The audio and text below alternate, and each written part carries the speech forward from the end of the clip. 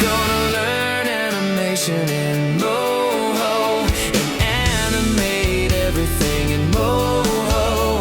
It's easier than using any yo-yo, yeah. Now it's time to learn to use Moho. All right, here we are in Moho. Now I'm going to bring in an image that I'm going to use to trace over for this that I created. So we just go to View, select Tracing Image, and we get our image in here in the background. Now it'll be ghosted so that it's not as intense as everything else. And what we're going to do is we're going to use this layer here, and we're going to start drawing on it. This is the layer that is the default layer when you automatically open Moho. So we're going to call this head. Just clicked on it once and wait, and it will allow you to change the name, or you can double click on that layer and you can name it here in the layer properties. So now we're going to come over to this third tool over, and this is called the Add Point tool. Or you can hit A on your keyboard. I suggest learning those shortcuts. And we're going to scroll up to zoom in. And I'm using my right mouse button to pan around. And I'm just going to start adding points.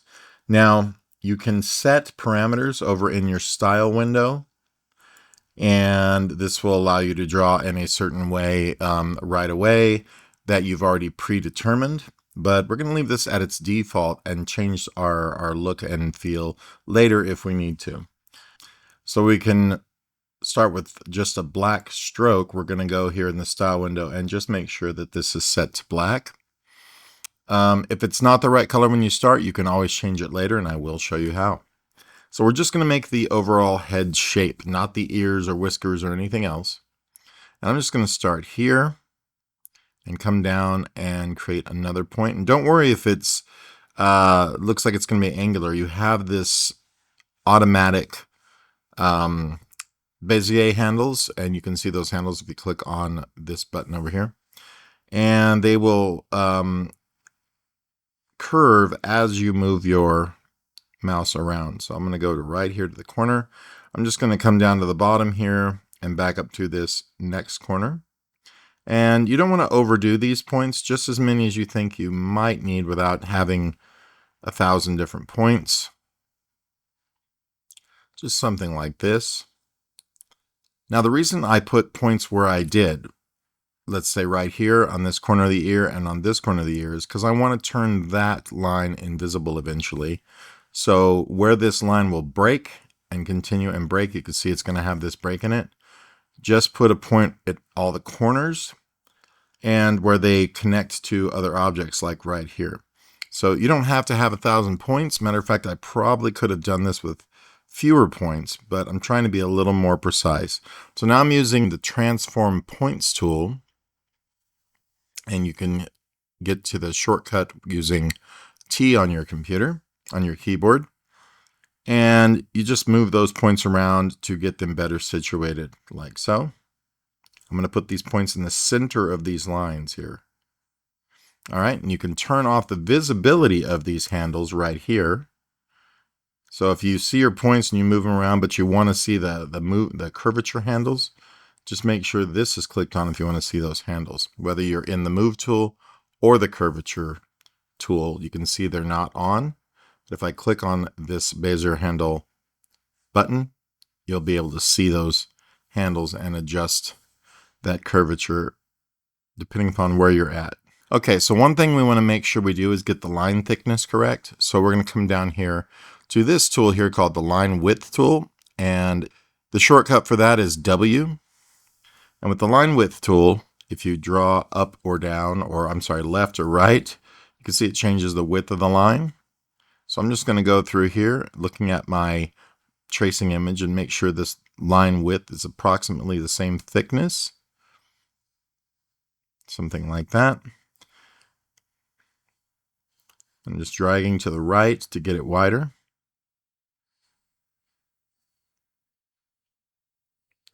And once you have that, we're good to go on to the next step. The next step is going to be hiding these edges that we don't want to see. So there is a tool right next to the line width tool called the hide edge tool, and you can get to that on the keyboard with the H key. So we're going to click on the hide edge tool, and I'm just going to go ahead and click on that line right here, and it will make it hidden. So anything we don't want to see, and this is why we put points there, so that the end of that line where we hide that edge will stop right there where we want it to. Okay, so now we do want to create our ears, but we're going to make these on different layers. Now, if this was a super complex character, we'd want to be really careful about this. We could use 100 different layers for however we wanted to manage this, but we're going to put the ears on 2 individual separate layers so we can move them around, but it shouldn't be any more difficult than that. So the head layer exists. We're going to come over here and add a new vector layer by hitting this button, vector layer. That will go on the top, and we're going to call this first one ear underscore right, like so. Always mention the name first and then the determination of it, left or right or whatever, last. You'll get used to that. It won't seem like a bother, but it'll keep you very, very organized. All right, so once again, we could either use our add points tool, which we are familiar with using. We'll do that for this ear. I'm just going to come here and add a point, and add a point, add a point, and then we can go straight across if we want to, but you see all of this is rounded. It's because our curvature is set high, but to get rid of it or to change it, we can come in here to our curvature tool, select the point we want to change, and right here we can select peak or smooth. If we select peak, it'll turn that into a point, which is what we want at the moment. So I'm going to hit that one and peak that one. The keyboard shortcut, if you want to do this, is Control P on Windows, Command P on Mac, and you just click on there and either hit your shortcut or that little button up here at the top. Now, once again, we have this edge we do want to hide, so we're going to come over to our Hide Edges tool. We're going to come back over and we're going to click on there to hide that edge. And then we want to go through and get our line width tool again. Here, using the W key, and we can click and drag these to be wider and wider and wider, and that's how we get that ear. Now if we want to draw the inside of the ear on the same layer that we're already highlighted on, we don't have to make a new one for this because it's all sort of self-contained. We can now come in here and either use the add points tool again or the freehand tool, but let's just use the add points tool for now. And we're just going to click around until we get something close to what we want. Just going to zoom in here and continue until we get this closed. Now the reason why this closes automatically is we have auto weld turned on. To get our sharp corners, we're going to go to our curves tool, which you can find by hitting C on the keyboard as well. And we're just going to drag to the left to get that sharper, maybe this one a little sharper, this one a little sharper. And then we're going to go to our transform points tool, which is T on the keyboard. And we're just going to grab those points and move them around to where they make some more sense. Put them in the centers of all of these lines, like so. And then we can come in here with our line width tool and either do these individually, or we can click using the select points tool, click on the line, all of the points will be selected, then use the line width tool to come in and make them all change at the same time. You can jump around using different tools as needed till you get your desired shape and so on. So once that is done, we're going to want to make our next ear. And if we wanted to, we could use any other various means here. We could use the draw shape tool, hitting S on the keyboard, and get a triangle and make that happen. We could do it the same way again as we previously did, but here's a very easy way to manage this. If you have something similar that's going to be pretty much the same on the left to the right, you can come over here to your already done layer of the ear. Right next to the name, right click and hit duplicate layer. and that'll create another one. We automatically want to rename this though to ear L, ear left, and then it's going to be sitting in the same exact spot that it was. But if we come over here and click the transform layer button, which just lets you move that whole layer around, you can see that it selects the entire layer. Now our origin point is way down here. We'll worry about that in a second. But what we want to do is take that layer that we have selected with the transform layer button and come up here to the top to flip layer horizontally, and it will flip it over, and then we can adjust it to fit where it needs to go on the other side. And we just saved ourselves a whole lot of work. Now to get these really correct, this origin point should not be here. What the problem is with the origin point being here is when I rotate this, it's rotating it from a really weird place. So what I'm going to do is right next to the transform layer button, we have the set origin button. We're going to click on that. It doesn't do anything until we tell it where we want this origin point to be. So with that selected, we're going to click right where we want that origin point to be, and it will move it to that point. If we go back to the transform layer button, you can see now it rotates from that point.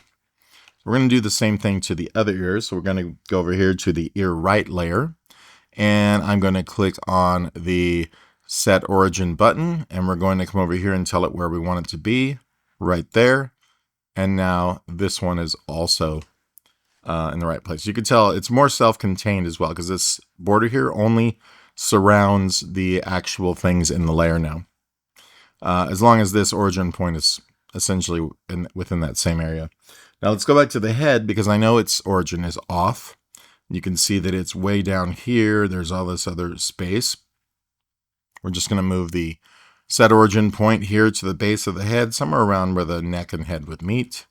And now when we click on that layer button again, you can see that that is self-contained. Now right now, if you move the head layer, the ears will not move with it. So just leave it alone for now. We'll take care of all of that in a second.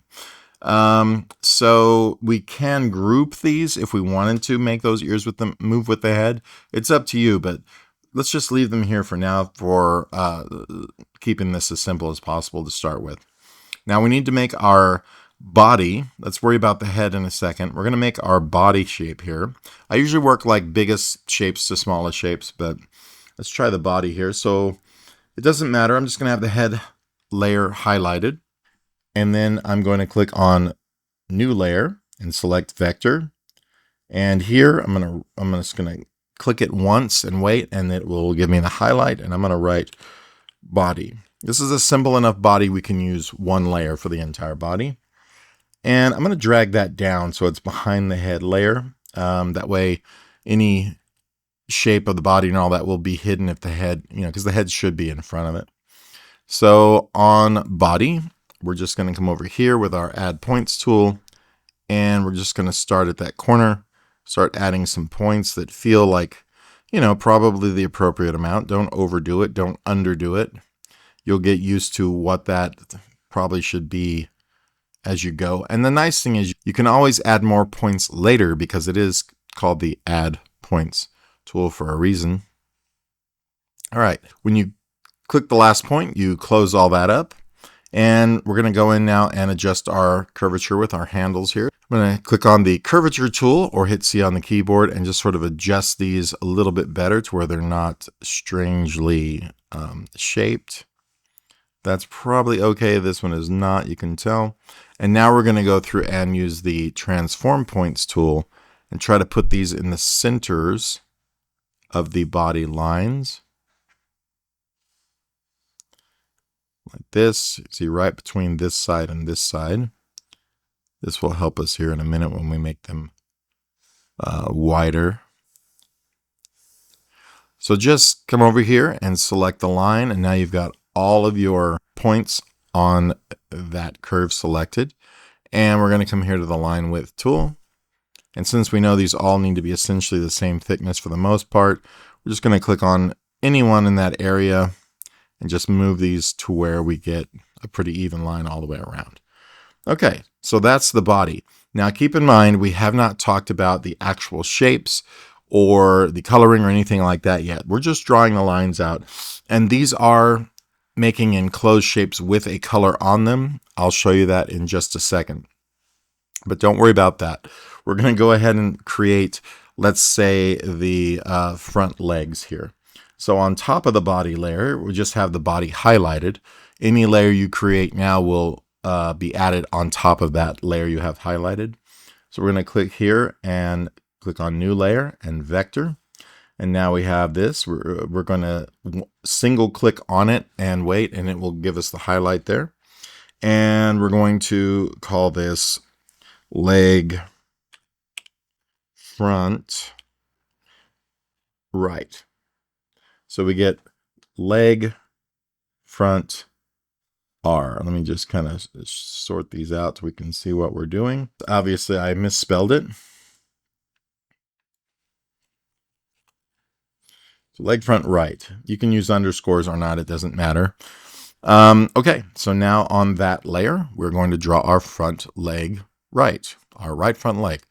So we're going to just start here with our Add Points tool. I'm going to make 3 or 4 to here to get it to the bottom. And I try to keep them as symmetrical as possible. And then once you're done, I'm going to go ahead and complete this so it makes a complete shape, but you don't have to. But I'm just going to do that so that it will. And then adjust my curvature with the curvature tool or hitting C on the keyboard. So just like so, like so. Now, if you don't like how that tip was curving, you can always push this down or pull this out farther or whatever you like to do, whatever makes the most sense to you, given the way you've drawn it. Then we're going to go back through with the Transform Points tool, as we've said before, and put all of these points in the centers of these lines so that when we make adjust the width, it's not strange. Okay, something like that. We're going to tap on the line to select all the points, and that works with the Move tool, that works with the Select Points tool, various tools. And we're going to select now the Line Width tool and come over here and drag this up until we get approximately what we're looking for. Now that is giving the thickness of the lines all the way up. Now if you want to make it thinner towards the ends, we could select the Select Points tool and click on the background to deselect everything. Come back to the Line Width tool and just come to these end points and drag them down individually to get a little bit of a thinner line here. You can even thicken up the foot one here if you want to just give a little variance in the line width like that. And once again, if we wanted to duplicate this over, we could, or we could redraw it. It's up to you. I'm going to go ahead and use the Hide Edge tool here, or H on your keyboard, and click on this little crossover line that we don't want anymore. So now, once again, let's go back over to our layers, right click, come down to Duplicate Layer, immediately click on it once, and then rename this to Left, and press Enter. Obviously, it's still stacked perfectly on the other. So if we click on our Transform Layer tool and come over and now click on the Flip Layer horizontally, it will flip that over and we can move it and adjust it however we need to. Now to move this, how I'm getting that rotate to happen is I'm just dragging right here in this little sidebar of that layer. You can click on these center ones to scale. You can click on these corner ones to scale. This will go up and down. These will go side to side. These will go diagonally out, and these will rotate, of course, just as a little side note. But come in to your layer and go to the Transform Points tool and move your points around to where they make more sense. Now, if you just had an issue like I did, you just go into your Curvature tool and re-straighten those curves out. And back and forth. You don't want to stick in one tool the whole time, obviously. You want to move around and change your tools as needed. It'll happen a lot. But yeah, you can adjust your curvature and your handles in the Move tool and things, depending upon what you're doing. So that works well there. Once you have all of this done, we can come through here now and fix our origin points, because these two front legs do not have those set properly, and I'll show you what I mean. When we come back to the layer, you can see its origin point is way up here for this leg. That's not what we want. We're going to click on the Set Origin tool and move and put it right about at the top of this leg.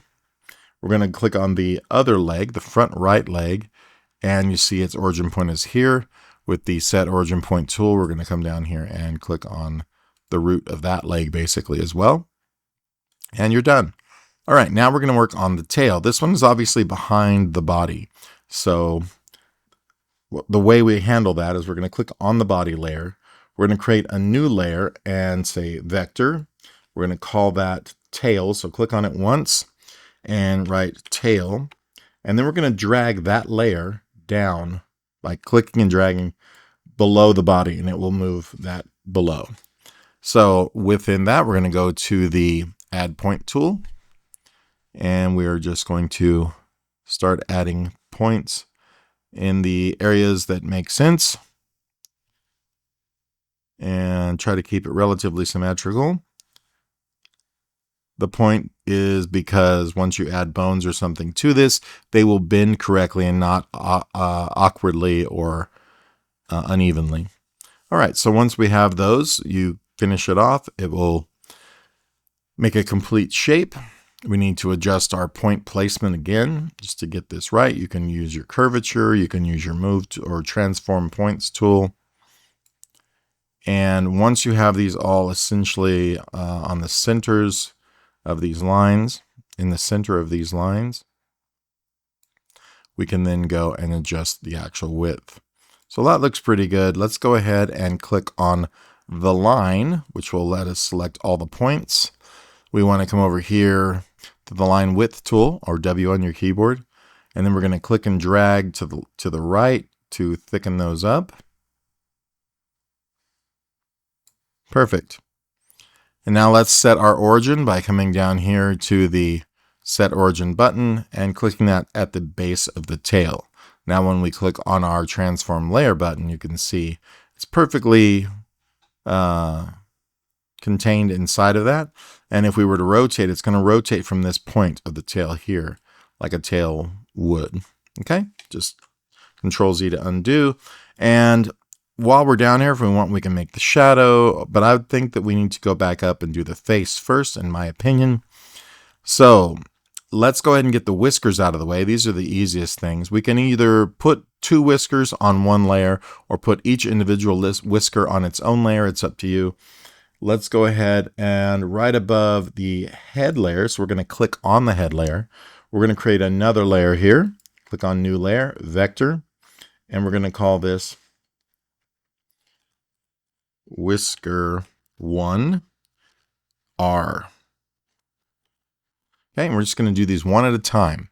And we're going to take our Add Point tool, and I'm just going to come right here and make 3 points and enter.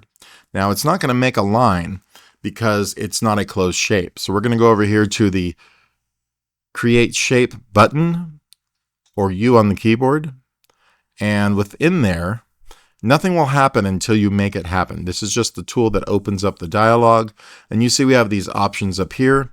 I've got lasso mode turned on so I can just draw around to select points. It's, to me, much better than using the marquee select, which is only rectangular. We have the options to do fill, stroke, or both, and we're not going to do a fill here. We're just going to do a stroke. So that is selected. You have to come down and select the line, which will select all the points in the line. And then we're going to come up here to Create Shape, and that will make that stroke we have selected. So we say Create Shape. Now we have a stroke. So we can come here again and go to our Line Width tool and either do this individually, which is probably better here since they vary a little bit, or we could click on the line and do them all at the same time. Let's do that again just for practice. We got Whisker 1R. We're going to add another layer right above that. We're going to go to Vector. We're going to call this Whisker 2R. All right. And now we're going to come to our add point tool, come down here, click, click, and click, and we're going to hit enter. It's not going to make the whisker because we have to make this a shape because it's not closed. So with that here, we're going to go to the create shape button, or U on the keyboard, and we're going to come down and click on the line. We're going to see that it is set to stroke. That's what we're going to create. And then we're going to come over here to create shape, which is going to create our stroke for us. We go to the line width tool and we make that appropriately wide and narrow. And that's how you do it. So we're going to go here. We're going to do 2 more. These are all above the head. Keep that in mind. Whisker 1, whisker 2. Now we're going to do whisker 1L, which is the first whisker here on the left side. So right above here, we're going to, with our whisker 2 selected, we're going to go add a new vector layer. And we're going to immediately click on it once to name it. We're going to call this whisker 1L. So we know it's the first whisker on the left side. With that layer selected, we're going to come over to the add point tool. We're going to come down here and do 3 dots. 1, 2, 3. They're automatically connected. At the end, remember, don't forget to press enter, which will complete your adding points. We're going to go to the create shape button. You notice the select shape is grayed out because we cannot select a shape on this layer because there is no shape on this layer. We go to create shape. We come up here, make sure stroke is selected because that's the kind we're going to do. And you select the line, the actual line you want to make the shape on, or the curve you want to make the shape out of. Make sure stroke is selected and then click create shape.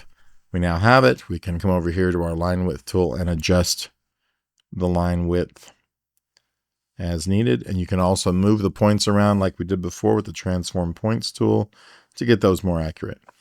Last one, we're going to make sure that that whisker is highlighted. We're going to go to add new layer. It's going to be a vector layer, and we're going to call this whisker 2L. And on that layer now, with it highlighted, we're going to come over to the add points tool. We're going to click 1, 2, and 3. We're going to press enter. We're going to come over to the create shape button. We're going to select the line. We're going to come up and make sure it's on stroke. We're going to go to create shape, and it's going to create that stroke. So now back to the line width tool to adjust its width. 1 point at a time here. All right, and the whiskers are done for now.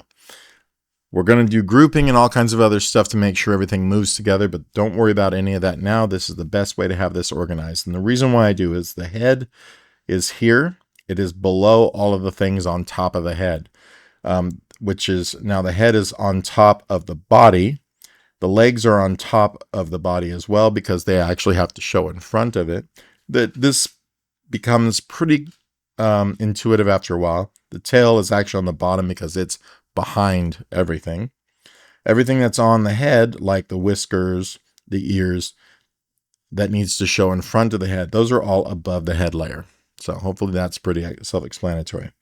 Now above the head again, we are going to add our eyes. So with the head layer selected, I'm going to press the new layer button, vector. Immediately we're going to rename it by clicking on it once. We're going to call this eye right. Now we could draw it out one thing at a time, 1 point at a time. We could use the freehand tool, but here's a quick and easy way to do eyes in circles. You click on this draw shape button or S on the keyboard. You have these shapes you can draw right here using that. I'm going to make sure that oval is selected. And we're just going to kind of draw from outside. Imagine a line coming up and over like if this was a square around the eye, and that tells you about where to start your circle at. So right about here, I'm going to drag over, and you have approximately the right size and shape. If not, you can always move these points. And when you're done, let go. We can come back up to the select shape tool or the move points tool, transform points tool. Click on the background to deselect everything. And then you want to come in and move the individual points to essentially be where they should be, something like that. Now, right now, this has no coloring in it whatsoever. So we're going to have to actually tell it to do that. So you can come over here and grab the select shape here, and you can see that the fill is grayed out and the stroke is grayed out because the shape has not been made yet. So while that circle is here, and if we want, we can click on the line to select everything. We can come over here to the Create Shape button, just like we did before for the whiskers, but now it's going to make us a circle. This one, however, if we want a color in the middle of it, we're going to need to click on Fill. But if we click on Fill, we won't have a stroke, and if we click on Stroke, we won't have a fill. So we click on both to get a fill and a stroke out of that, which we're going to do. We come over here to Create Shape just like before and click on it, and now we have our shape and our fill. Now if we come over and click on the Select Shape, you can see that we still can't see anything. We are looking at the shape though, but it is in a gray color. So I'm just going to quickly change this to white by clicking on this little box here. We get the color picker, we can just select white, and we can come over here and say OK. And when we do now, you see that there is actually a white circle there, but there is no outline. Just click off of it and you can see that it's there. There is no outline though, and that's because stroke has been disabled. So if we click on the shape, see, because everything's disabled right now, we're not selecting anything. With select shape still selected, click on the shape. You'll get this little checkerboard pattern that tells you you've selected it. Now we need to go over here to where stroke is and click on it to turn it on. And we'll now have a stroke around that shape. Right over here where it says width, this is where we can adjust the thickness or thinness of that stroke around it. So I'm going to bring this up to about 5. That looks good to me. And that is our eyeball. Okay, if you need to, go back and watch that whole section. I know it's a little bit confusing, but this is very important for later because creating shapes and being able to select them before you change or do things to them is very important. So there's our eyeball right. We're now going to do our little trick before where we're going to come down to the layer for eyeball right or eye right. And I'm going to right click on it and click on duplicate layer. We're going to immediately change the name to eye left or L. And with that circle here, that layer selected, we're going to come up, remember, and select transform layer. We're going to set its origin to the center. In fact, let's set the origin to the other eye, the eye right. Just click on its layer and reset its origin to the center as well. Then let's go back to the left eye. Hopefully this isn't confusing.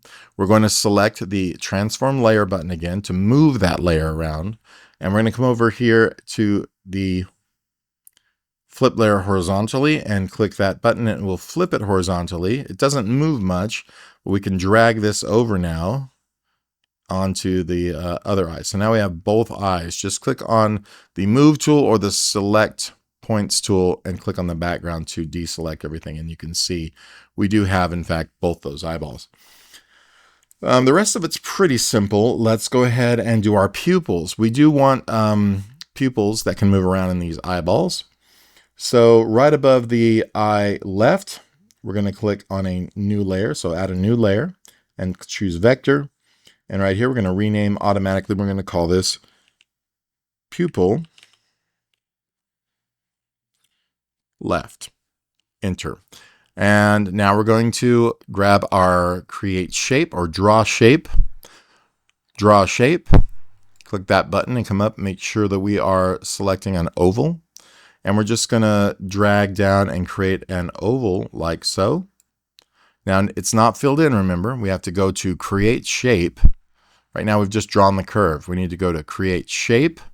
And we need to make sure that we can decide if we're going to use fill, stroke, or both. Now, if we put a stroke on this and it's black, we'll have a black stroke on top of a black object, and there's no need to have a stroke for the solid object here if they're both the same color. So I'm going to just choose fill to where it'll just be filling in this area with the black. No need for an outline. And we're going to come up to create shape and create that shape. And we need to come over to select shape, and we'll see that when we click on that eye, the fill is white, and we don't want that. We want this to be black. That's why we can't see it. So we click on this little color again, come down, drag it to black, and say OK, and we should see that appear. Just click anywhere on the background and you'll see that we have that little circle. So the easy way again, we're going to duplicate this and mirror it again. So we're going to right click on the layer, duplicate layer. We're going to call this immediately pupil right. And then we're going to come up to select our layer here, transform layer. We're going to set the origin to the center. We'll worry about the other pupil in a minute. We're going to select the layer and we're going to come over here and flip it horizontally and then move it over onto its respective eye. Let's fix the origin point on this pupil. So we go back to pupil L. You can see it's not in the right spot. Click on set origin and select the center of that pupil, and now it will be in the right spot. And now when I click on the transform layer, you can see that it's self-contained there. So it's a quick little way to make sure everything is in the right spot. So this pupil, you know, this eye, and if for some reason the origin point wasn't in the right place, you'd automatically see it's way off somewhere, or the box is really huge. All right, so now we need to make our little nose. So still on top of the head, I'm just going to put this right above the head layer. So I'm going to select the head layer and select new layer, vector. I'll automatically name this nose. This is a simple enough object. We can make this all on the same layer. So I'm just going to go with the add points tool and just come in here and draw the shape out as best I can. In fact, if you want to, you can make this a couple of shapes. Let's just try that. Now this one is going to be solid. So right now it's showing that it has a stroke on it. We're going to go here into the select shape tool. We're going to select that shape and I'm going to turn off stroke. And then on the fill, we're going to make it black. So click there, go down to black, say OK, and now we have just that black shape.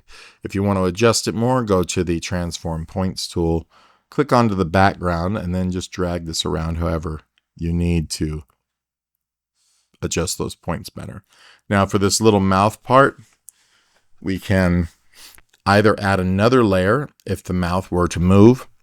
I suggest we do that so that we can change the mouth shapes out to meow or whatever we want it to do.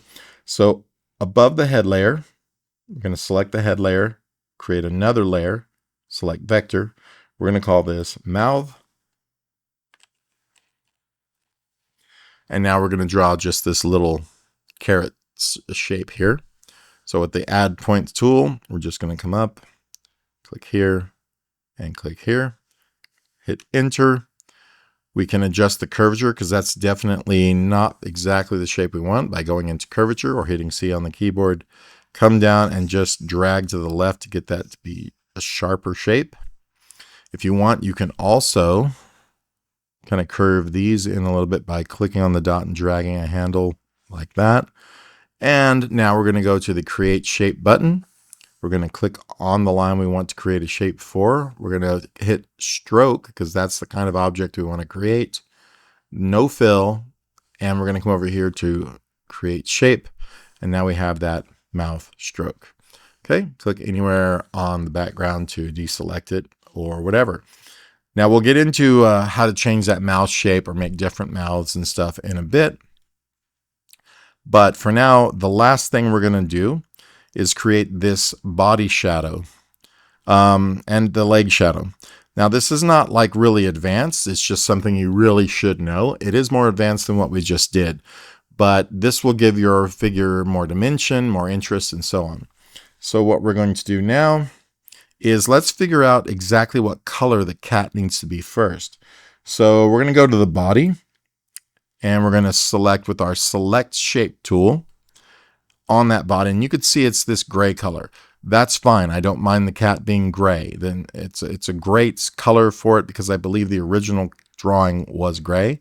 So we'll just leave that at a gray color. If yours is not, click on there and you'll have this checkerboard.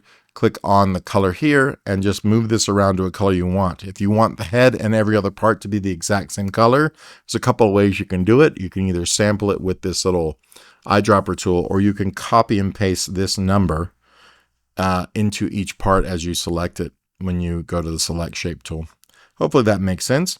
We'll say, okay, that's our color of our body, legs, and so on. So we're going to now make the shadow, and it's got to be a darker color. So let's start doing that. It's going to seem a little bit counterintuitive right off the bat. You're going to feel like, well, why am I making this so ugly? You'll see though, trust me, trust the process. So above the body layer, we're going to select new layer. We're going to go vector. We're going to call this one shadow. And on the shadow layer, we're going to use our add points tool. Don't worry about the head at all.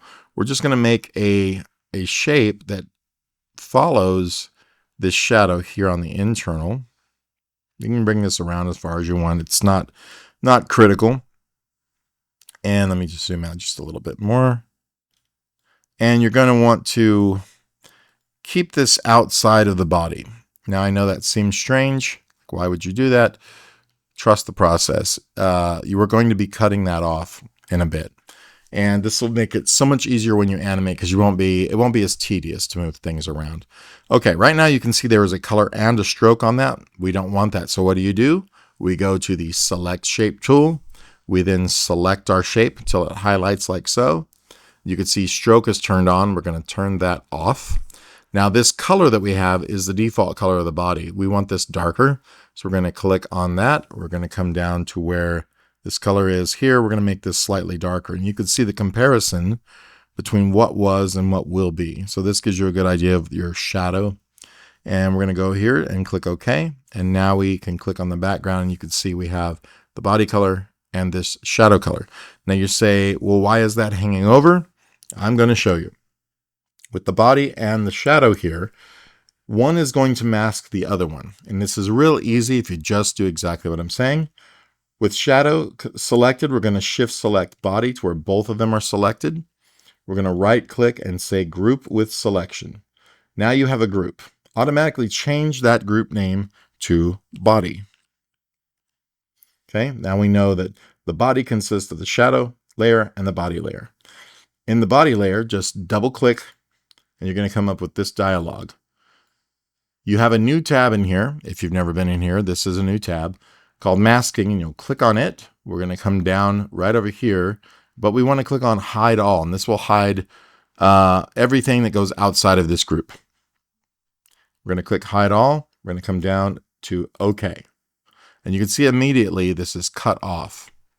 So it doesn't stick outside anymore. The only problem is though, if we were to turn off our background, which you just do this by clicking on Control U, you can see that that shadow covers up our outline, which we don't want that happening. So Control U. The way we fix that is we go to the bottom layer, which is the body in this case, double click it, and on masking, we come down and say exclude strokes. So it'll mask everything except for the strokes. So it leaves those alone. We say OK. And now you can see we have our shadow and we have our outline still. So if I click on Control U to hide the tracing image, you can see everything is as it should be with our cool shadow. So we're just going to Control U, bring that back. And now we're going to do the same thing to the leg and then the head. So on our body layer, I'm just going to close that. And then we're going to go to this front leg. Now this leg is the only one with the shadow, so we don't have to worry about this leg, I guess. But this one here, this would be the front right. So leg front right. We're going to click on it. We're going to then add a new layer on top of it and say vector. There we go. And we're going to say shadow again. Doesn't matter what you name it, but this lets us know it's the shadow layer for that leg because it's above it for now. So on the shadow layer, we use the add points tool and we go and draw a shape again. I'm just going to start somewhere over here. We're going to come around and give that the shape it's supposed to get. Don't worry about coloring outside the lines of the leg there because it will be masked, remember. We have that outline again. So what we need to do is go in here and select shape. Come over here, select that shape. turn off the stroke. And we're going to make the shadow. Now, I don't remember what my color was. If I was smart, you could have copied that color and pasted it back in. I'm just going to make it a little bit darker like we did before. So I'm going to go in here into this little color, and we're just going to drop that down. And that might already be selected correctly, but if it's not, you could do that. Let me go ahead and check. And we're going to turn off our tracing image by hitting Control U. And you can see it is still holding the color we were used on the last shadow. So that's good. We're in business. So we're going to hit Control U to bring that tracing image back again. And we're going to go back over here, and you can see the front right leg and the shadow. We're going to click on there. We're going to shift select the shadow as well. And we're going to right click, and we're going to group with selection. Remember to rename this immediately, and this is going to be called leg front right.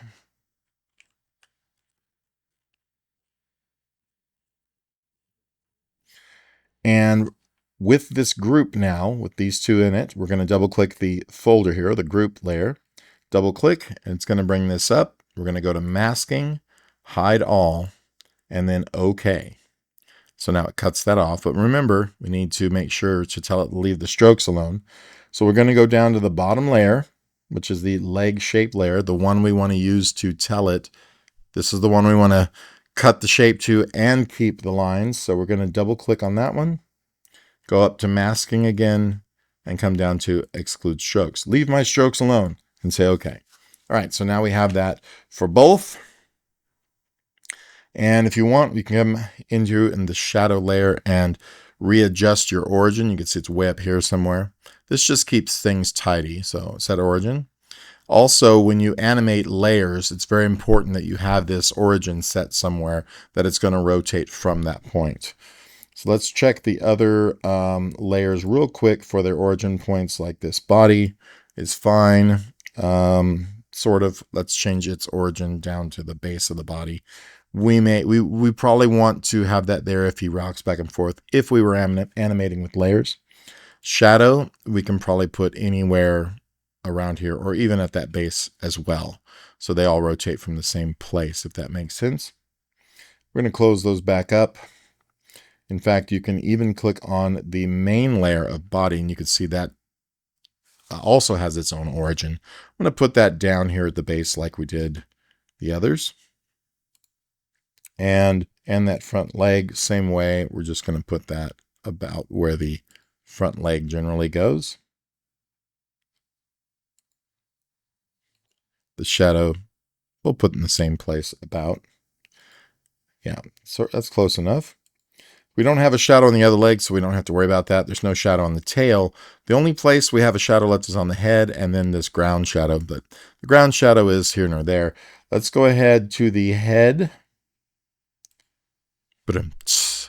And we're going to add a new layer for its shadow. So we're going to add a new layer, vector.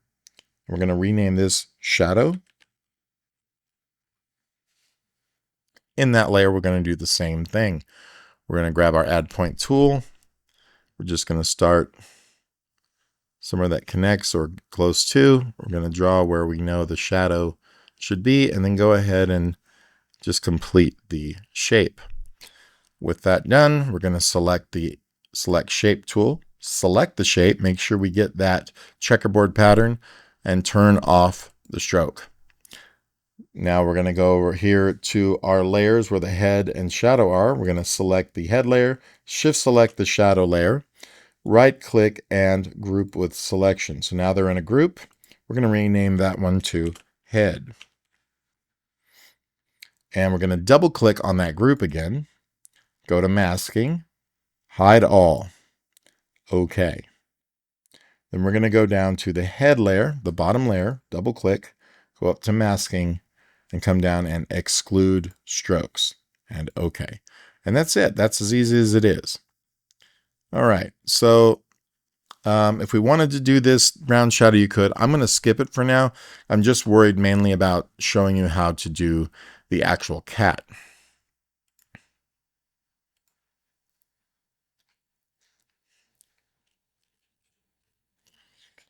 Okay, I've saved my project, which I suggest all of you do. All right, so I had shown you how to mask off these shadows. Now I'm going to show you a really cool way to use it for masking off your pupils in your eyes, so that when the cat turns his head or moves the eyes back and forth, they don't go outside of the circle of the eyeball. So what I'm going to do is go up to where our eyes and pupils are, and I'm just going to sort of reorder these to where the pupil right is on top of the eye right, because we're going to group these together. So let's say pupil left and eye left. We're going to select, and we're going to shift select both of them. I'm going to right click and then group with selection, and we're going to call this eye left. And this now creates a group between our pupil and eyeball. Now the eye left, you can see our origin is off, so let's fix that. We're going to click on Set Origin, and we're going to click this on the center of the left eyeball. And then we're going to go to the pupil, make sure its origin is centered on the pupil, and the eye has its origin also essentially in the center of the eyeball. It does not have to be perfect, just somewhere in there. What I want to do is when this pupil is moved, I want to make sure it does not come out of the eyeball or look like it's, sitting on the top. And the way we'll do that is in the eye group, we're going to double click on that.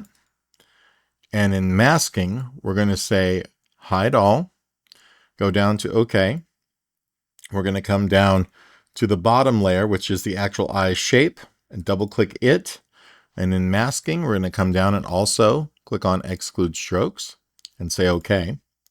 You're wondering why I did this. Well, if I click on the pupil layer and we grab that layer, transform layer button here and move this, you'll see now that when I move this pupil, it doesn't come out over here onto the face. It stays inside the eye. This will probably be easier to see if I turn off the tracing image. But now if I move this, you can see it does not come out onto the face. It's masked by the shape of the eyeball. We want that. It's going to be much more realistic when the cat looks back and forth and so on.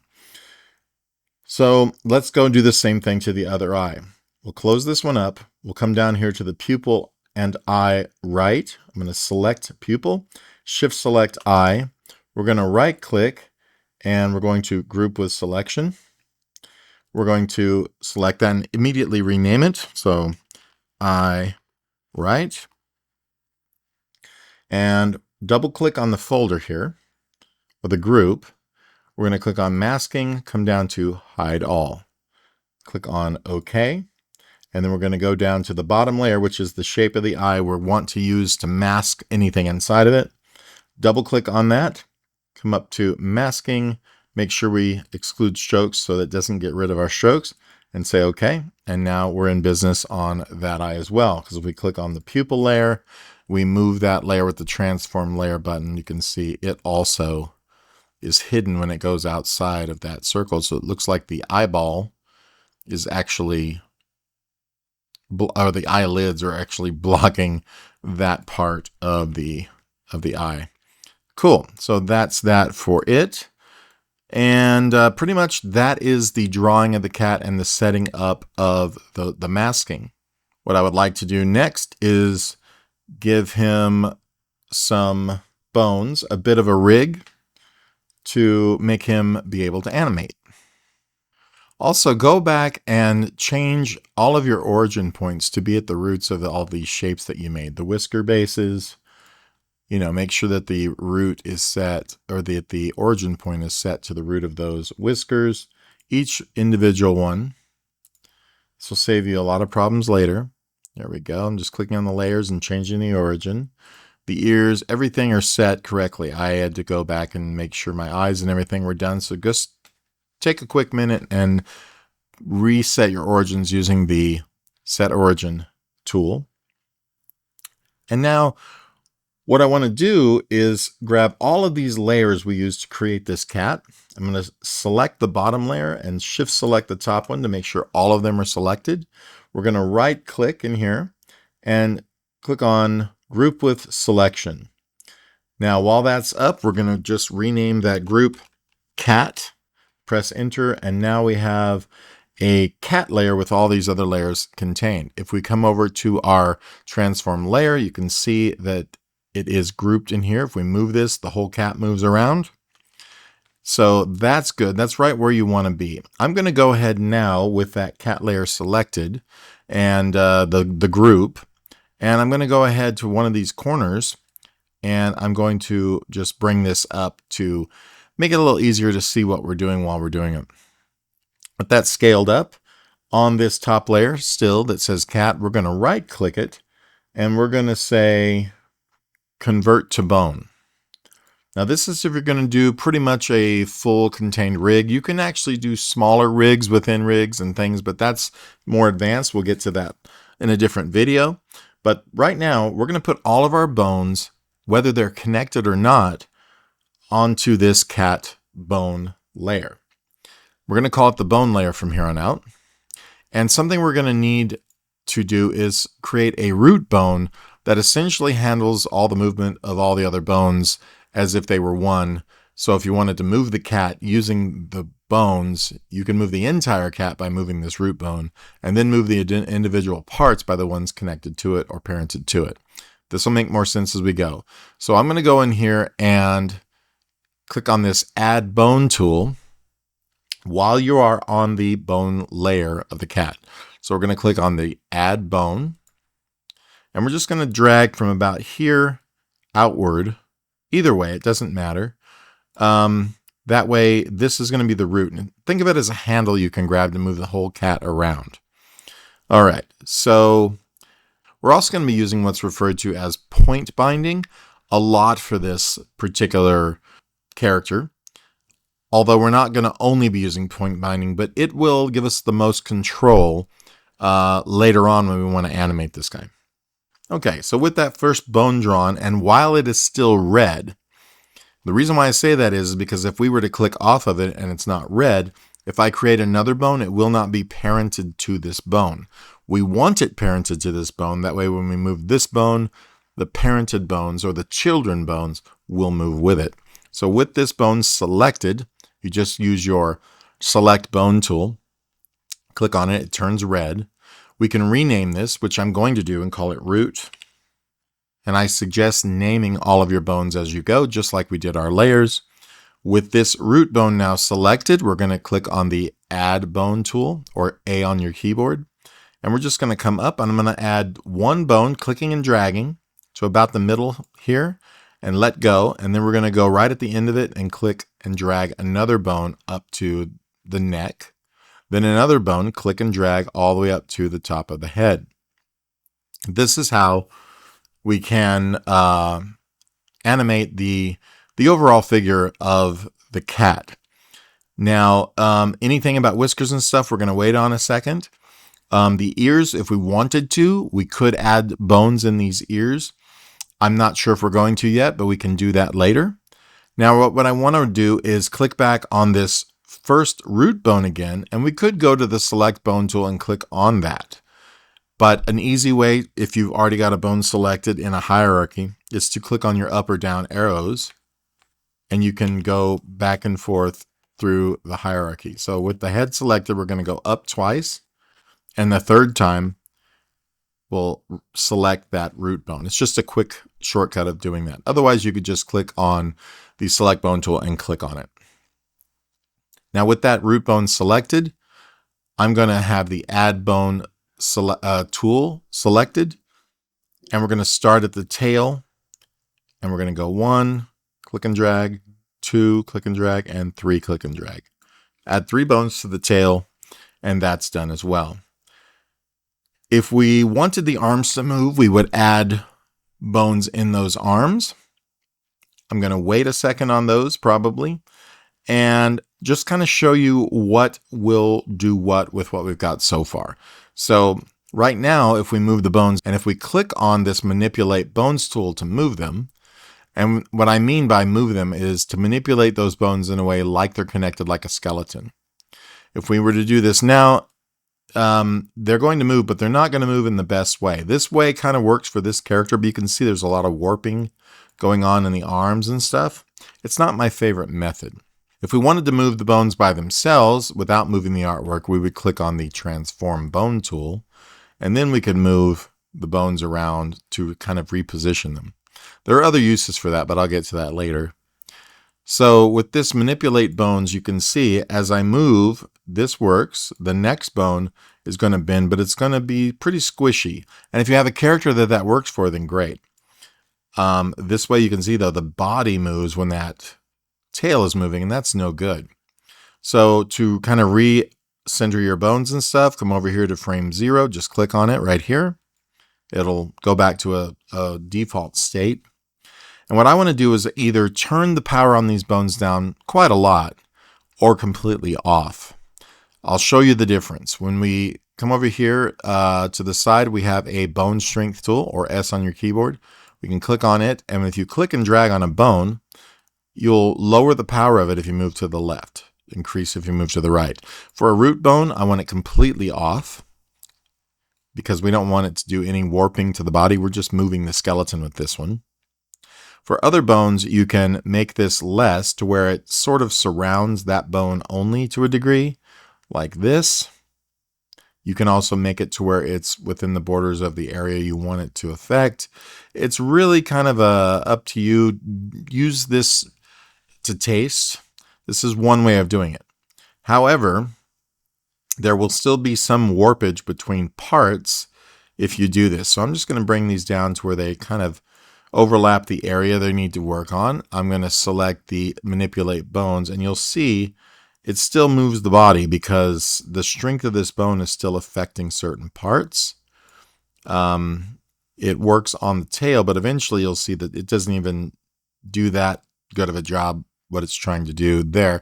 If we go back to that bone strength and change the strength of the body bone up, now we're going to start affecting the other bones around it. So if we move the tail now, it's going to affect it less, but it's still going to do it. This is not my favorite method for things like I'm doing. It works okay for the body to some degree, but you're still stretching and it's got its own issues. So what I like to do is to turn all of the bone strength off. And you're like, well, how is that going to work if the bones have no effect? You will see. I'm going to turn all of these bone strengths down by dragging all the way to the left. Now they will have no effect. If you move the bone, nothing will happen. And we're going to do what's called point binding.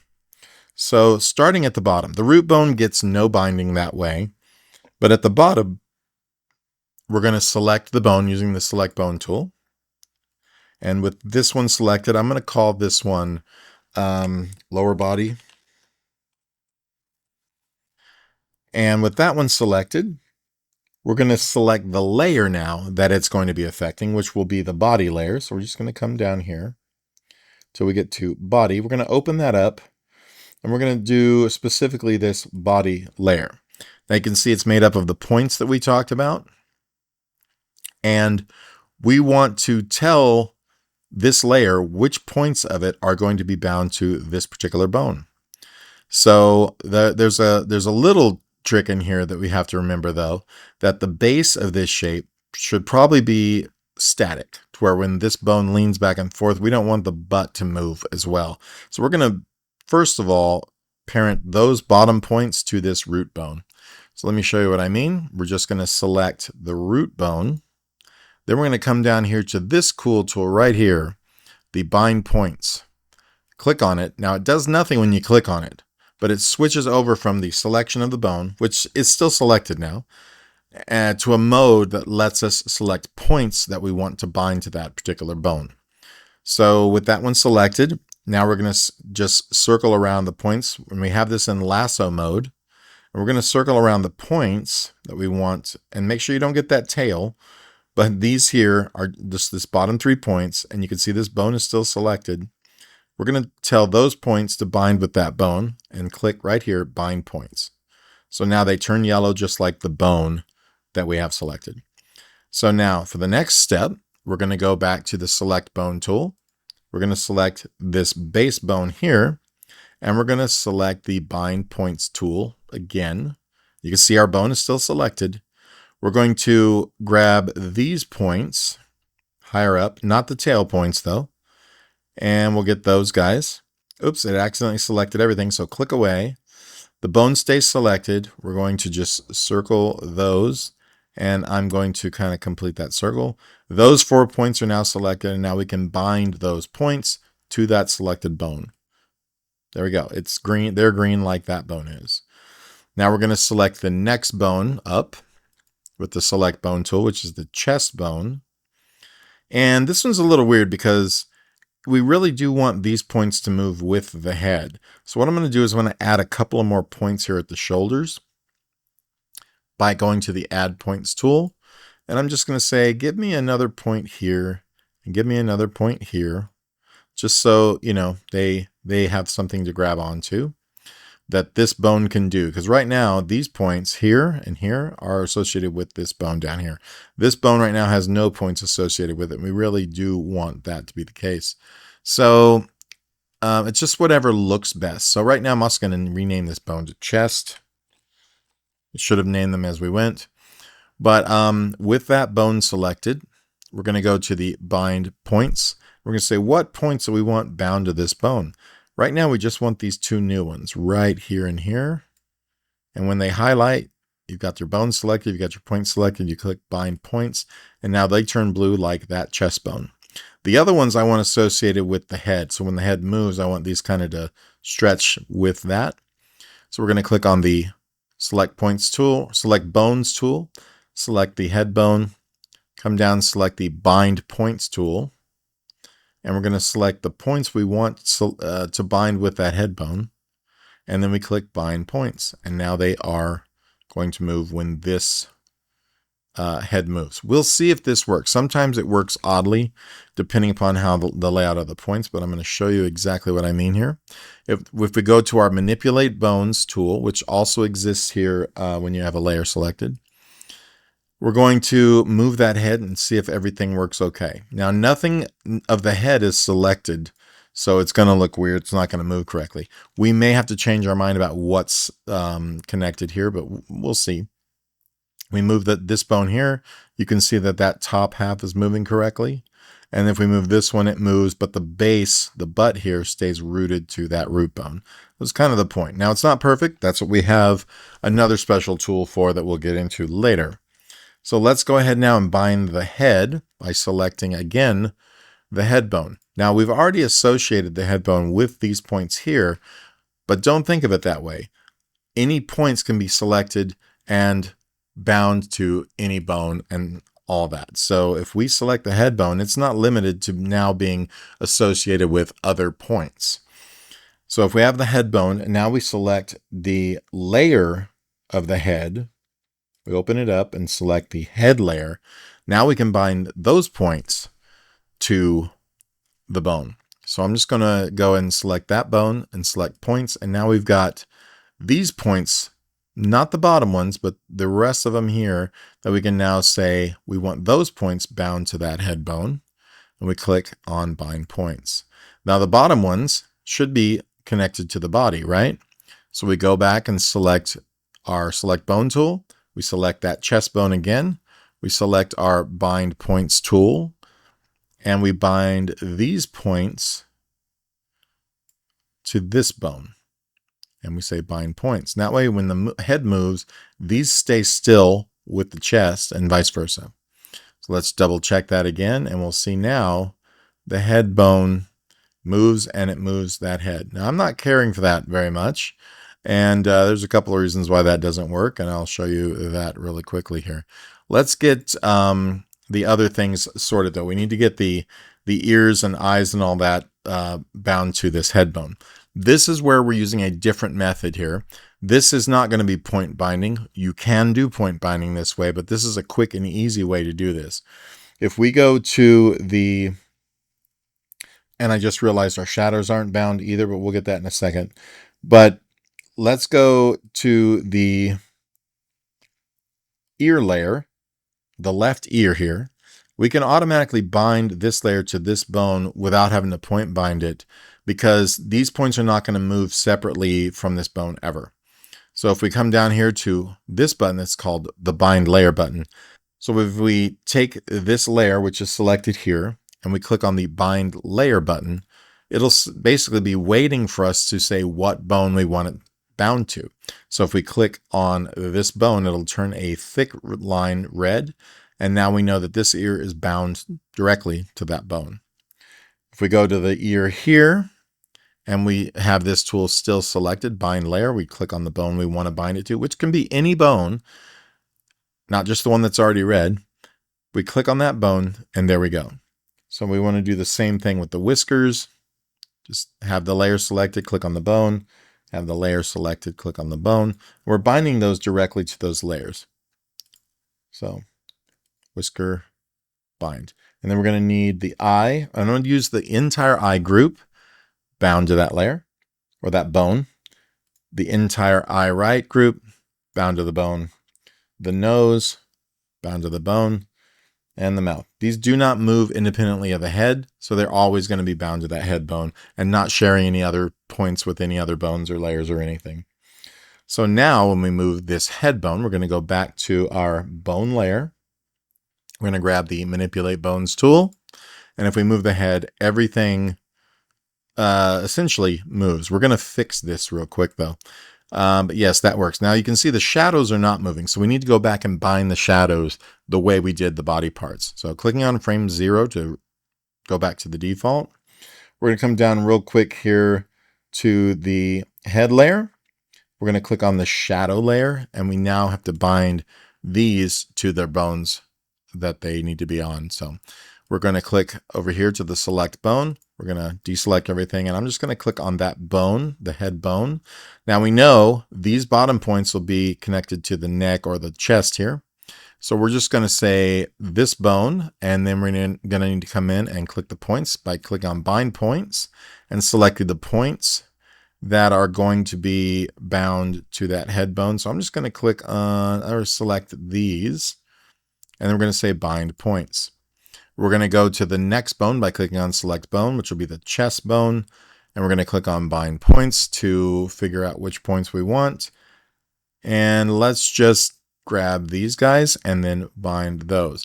It's a little confusing to click on the bind points button and automatically assume something's going to be bound at that moment. So I understand the confusion there, but it just switches tools. So right now we're going to go, because that's good, we're going to go down to the body and we're going to do the same thing with its shadow. So I'm going to click on the shadow layer of the body, and we're going to scroll up here a little bit, pan up, tilt up really, but we're going to click on the select bone tool. And now we want this same bone to be associated with some of these points over here. So we're going to go and click on the bind points. It's not bound anything yet. And we're going to select these points that we want to bind to that bone, and then we click bind points to do that. Okay, we're going to go down here to the next bone, and we're going to go to the bind points button, and we're going to say, well, which points? And we're going to select those particular points. And if there aren't enough, this is another thing that may come into play. You might need to add a couple more if the shadow gets warpy when it bends or something, but that's something we'll worry about later. So once we have those selected, we go to bind points, and then now we go to the next bone, which is the root bone here, and we want to bind the rest of these points down here on the bottom to that. So these points aren't going to move when this bone does, so they'll stay rooted to that root bone. So bind points. Now we're going to check and make sure all that works by going back to our bone layer. And you're going to use your manipulate bones tool and move the head so the shadow works, the body shadow works, and all that seems to be okay. All this will be we will be using some corrective measures here later on to make sure everything looks really good, but that's a little bit more advanced, but we'll get to it. So back on frame 0, we'll click on that to default everything out. And I don't like the way that head and body are working together. So what I'm going to do is use less of the points to connect the two together. So let's go ahead and check what the head layer looks like and what's bound. So right now, when the head moves, we can use this tool, the manipulate bones tool. You can see the base of the head here isn't working right. I kind of want this to go with the head. So these are bound wrong. I think this point right here will be bound to the chest, and it really shouldn't be. So click on frame 0, And we can come back into the select bone tool, make sure the head bone's selected. We can go back to the bind points tool, and now we can select the points we want bound with the head. And you can see these really shouldn't be. So I'm going to select this one. I'm going to shift select this one, and we're going to bind those to that head bone. So bind points, and that should make things better already. Let's test that first though. So I'm going to grab the manipulate bones tool and just move this back and forth. You can already see it's a lot better. Okay, not bad. The shadow breaks here, but we can fix that because we still have the same problem. Let's fix that real quick with the head shadow. You know, what should and shouldn't be moving here.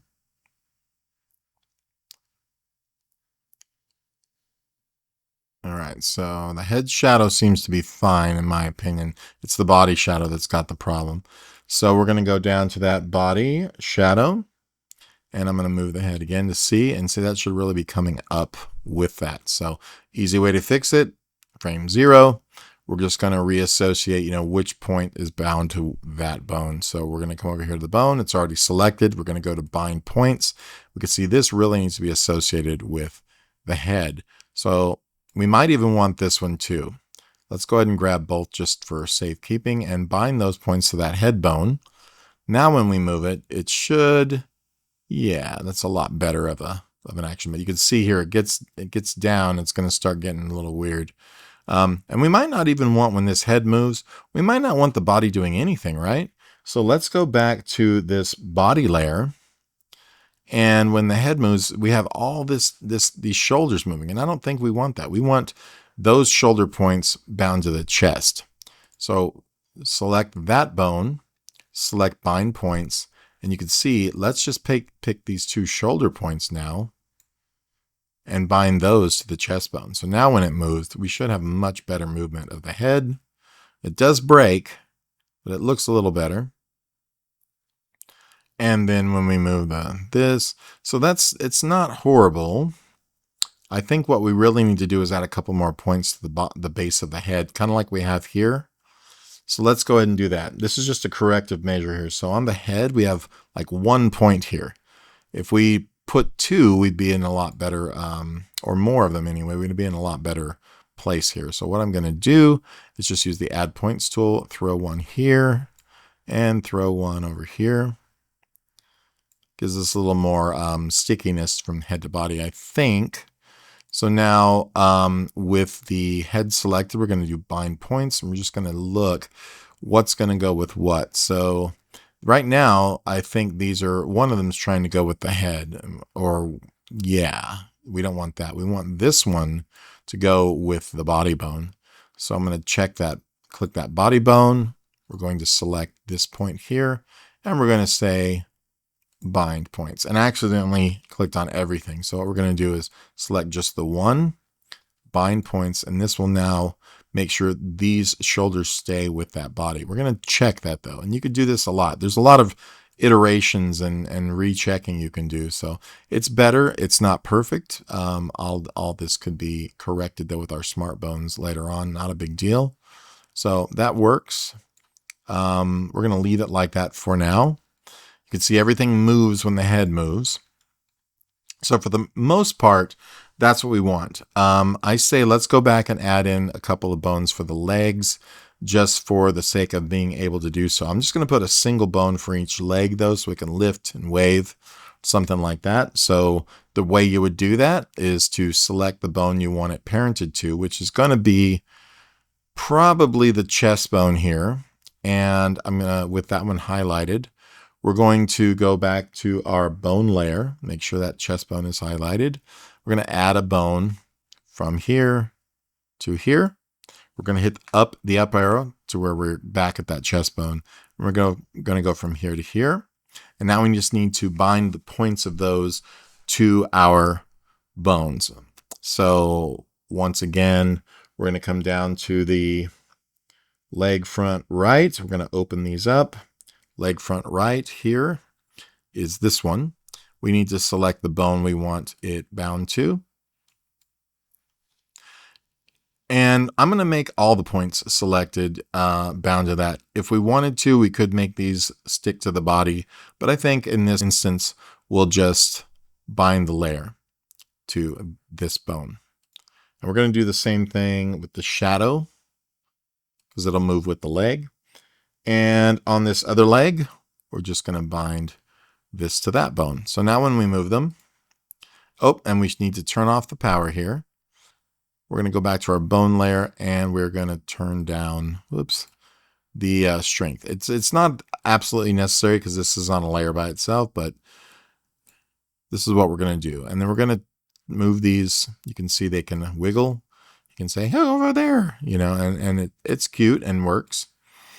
The next thing would be our tail, I suppose. So let's get going on the tail. I'm going to close some of these up. And it's just like everything else. We need to make sure we have enough points to move stuff around. So what I'm going to do is add just a couple more right here, because if this bends the way it does, there's only 2 points that this bone's affecting. And I think that's going to be kind of a warpy, you know, possibility to get some weird warping. So I'm going to add a point right here at the breaking point of these 2 bones. This one is pretty much okay, but we could add a couple here as well if we wanted to. And that's fine. So now we're going to do the same thing. We're going to go to the base bone. If we want to, we could mount these initial ones to the root bone of the cat, which is probably not a bad idea. So let me go ahead and select the root bone. We're going to say associate these points now, bind points to that root bone. So now we're going to go to the bone of the tail here, and we're going to say bind points. And we're going to pick the points we want, which are going to be, let's just grab all 4 of these guys, because this one will not affect those points so much. Bind points. We're going to select the next bone here, and we're going to say bind points, and we're going to bind these points there, bind. And then we're going to select the next bone. We're going to hit our bind points tool, and we're going to say these points are bound to it. So now when we go to our manipulate bones tool and we move, you can see these move that part, these move that part, and these move this part. Not the prettiest yet, but we're going to use some corrective bones to do that, some corrective actions. All right, so once that's done, all of this should work okay. It's not great yet, but we do have all of the bones from our bone layer here, all of these bones able to move. That needs to be corrected there. But it does work. And this, okay, so this is a mistake that I made. I said to bind these bones, or the parent these bones, to this chest.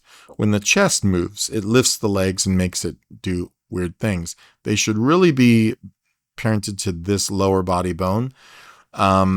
Now, the reason why I did that is because in a skeletal hierarchy, your arms would be parented to your chest, but in the positioning and so forth of the cat, we want to be able to do this, but we don't want it to necessarily do that, right? If he's up and walking, sure, but this is a very simple rig for a very simple character that's not really going to be making a whole bunch of body position changes and stuff. So what I want to do is reparent these bones to this bone instead of that one. And the way we'll do that is select the bone we want to reparent. We come over here to this button called Reparent Bone, and you can see what it's parented to when you click on it. Or with this bone highlighted, you can see it's parented to the chest. We're just going to come over here and click the bone we want it to be parented to. And there you go. We have to come back out of that now and select the other bone we want to reparent. Go back into Reparent Bone, and then select the bone we want to parent it to instead of the chest bone. So now they are both parented to this lower bone here. All right, I think that works. You can see the base tail is parented to the root, and the base body bone is parented to the root. So all of that works. Okay, it's a little easier to see the more you do it. It'll make more sense as you go. Okay, so what I want to do next is show how to do your corrections here. So you can see when he bends over, it works, but it only works up to a certain point before everything kind of goes wrong. These guys don't really need it, but although we could have these attachment points better. And we have a little bit of going wrong here. And then the head has the problems we've seen throughout. So now we're going to use what are called smart bones to fix these problems. So first things first, let's fix the head. And the way we'll do that is we're going to name this head, like we should have done from the beginning. And we're going to create a smart bone action about this one. All right, so we're going to come over here to actions, tiny little button here. So we're going to click on new action, and it's going to ask us the name. We want this name to be exactly the same as the bone it's for. So head, and we'll say okay. Now we have this whole new timeline pop up at the bottom. It's blue. This is good. This is okay. It's what you want. This is the timeline specifically just for the action. The frame numbers are arbitrary, really. It's just a reference for you. And they determine keyframes that can happen during an action, but not during actual time. So from 0 to however long your action needs to be, you can choose that on your own. I'm going to make this one. I'm just going to move the playhead up to frame 48 to give me a little bit of space for any keyframes or adjustments that may need to happen or not during this time.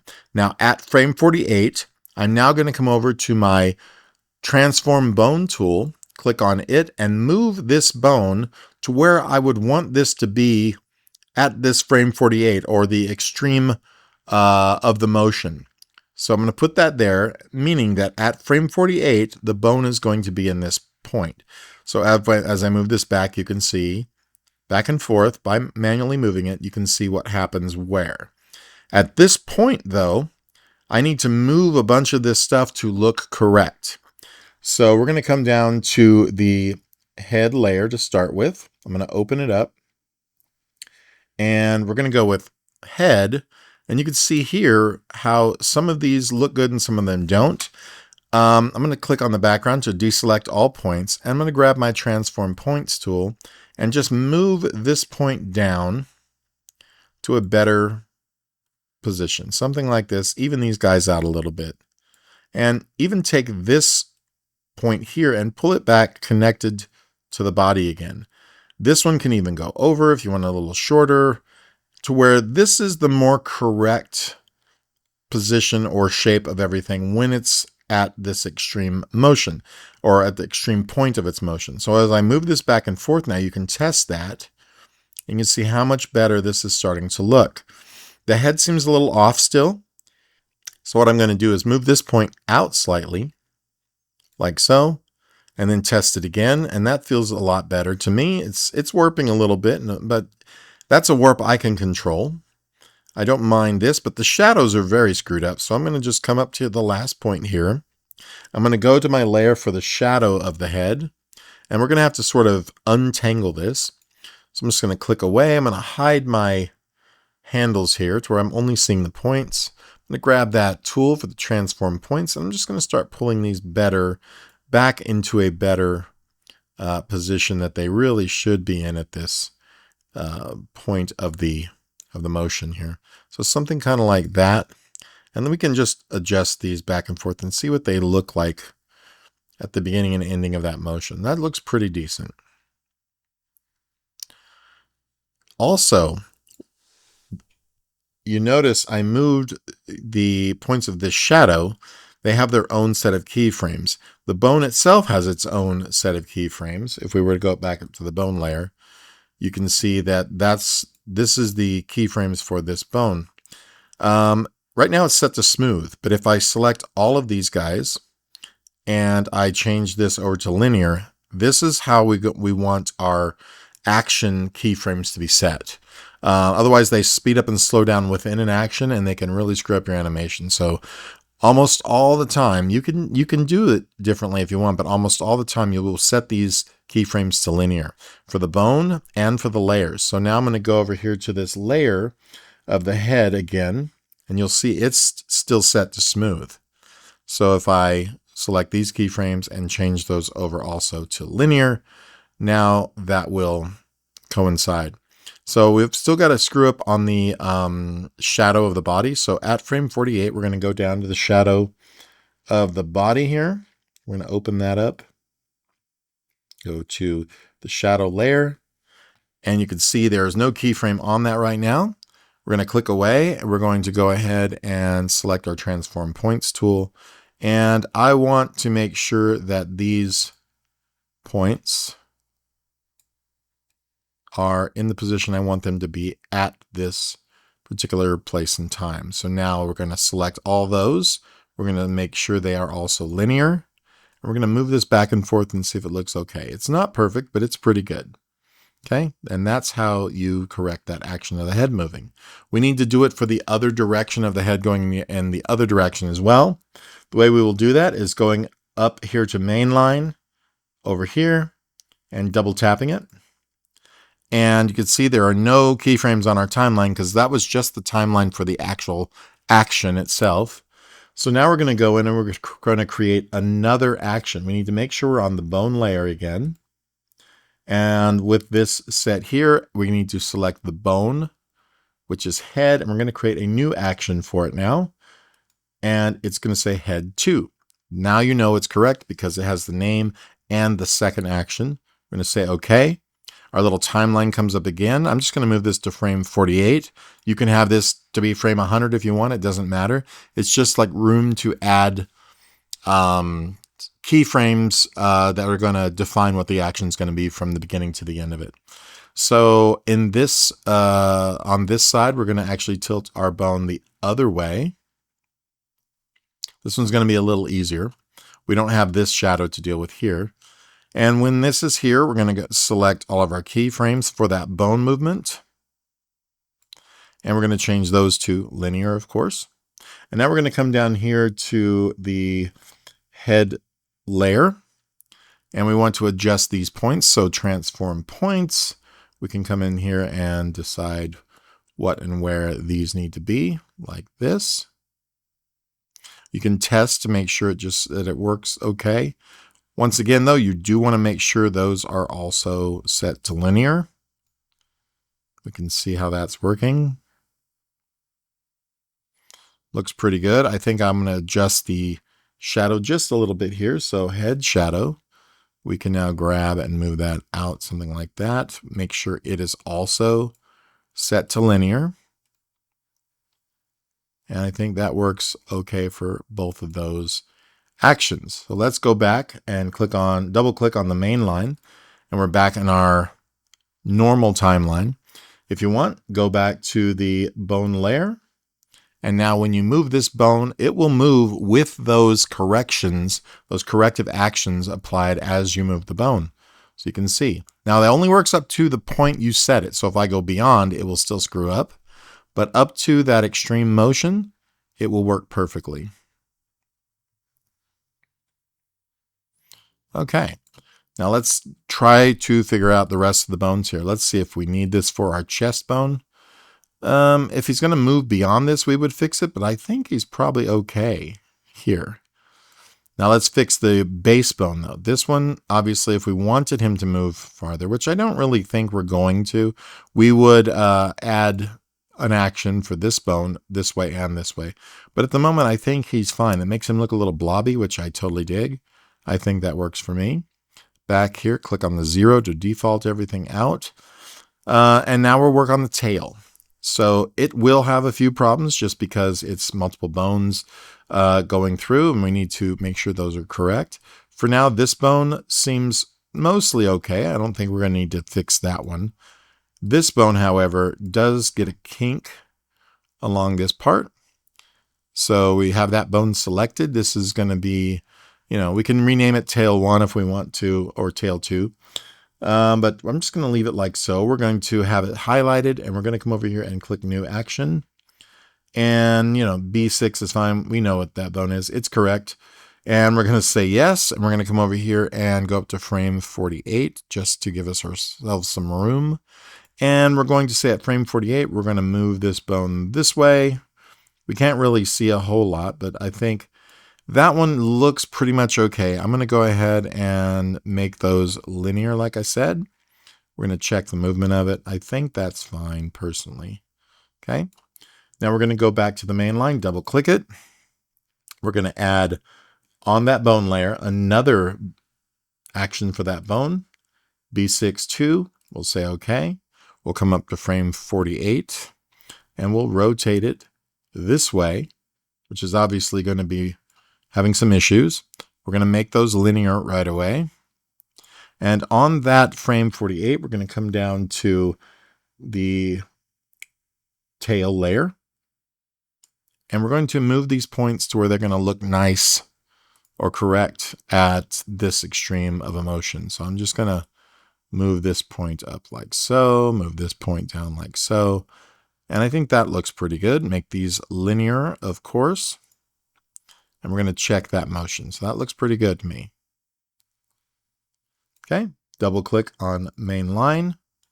And we're going to go to the next bone. On our bone layer, the last bone, we're going to create an action for it. This will be B7. We're going to come over to frame 48. And we're going to go with our transform bone tool and go this way. That one looks pretty okay to me, but let's just, for the sake of doing this, just do it. I'm going to make it linear. We're going to go to the tail layer again, and we're going to adjust our points a little bit just to make sure it's good. Make that linear as well. So the bone needs to be linear and the layers need to be linear. So there we go. And then now we're going to go back up to the main line by double clicking it. And we're going to have that bone selected on the bone layer. Now we need to create another action. So B7 2, back up to frame 48.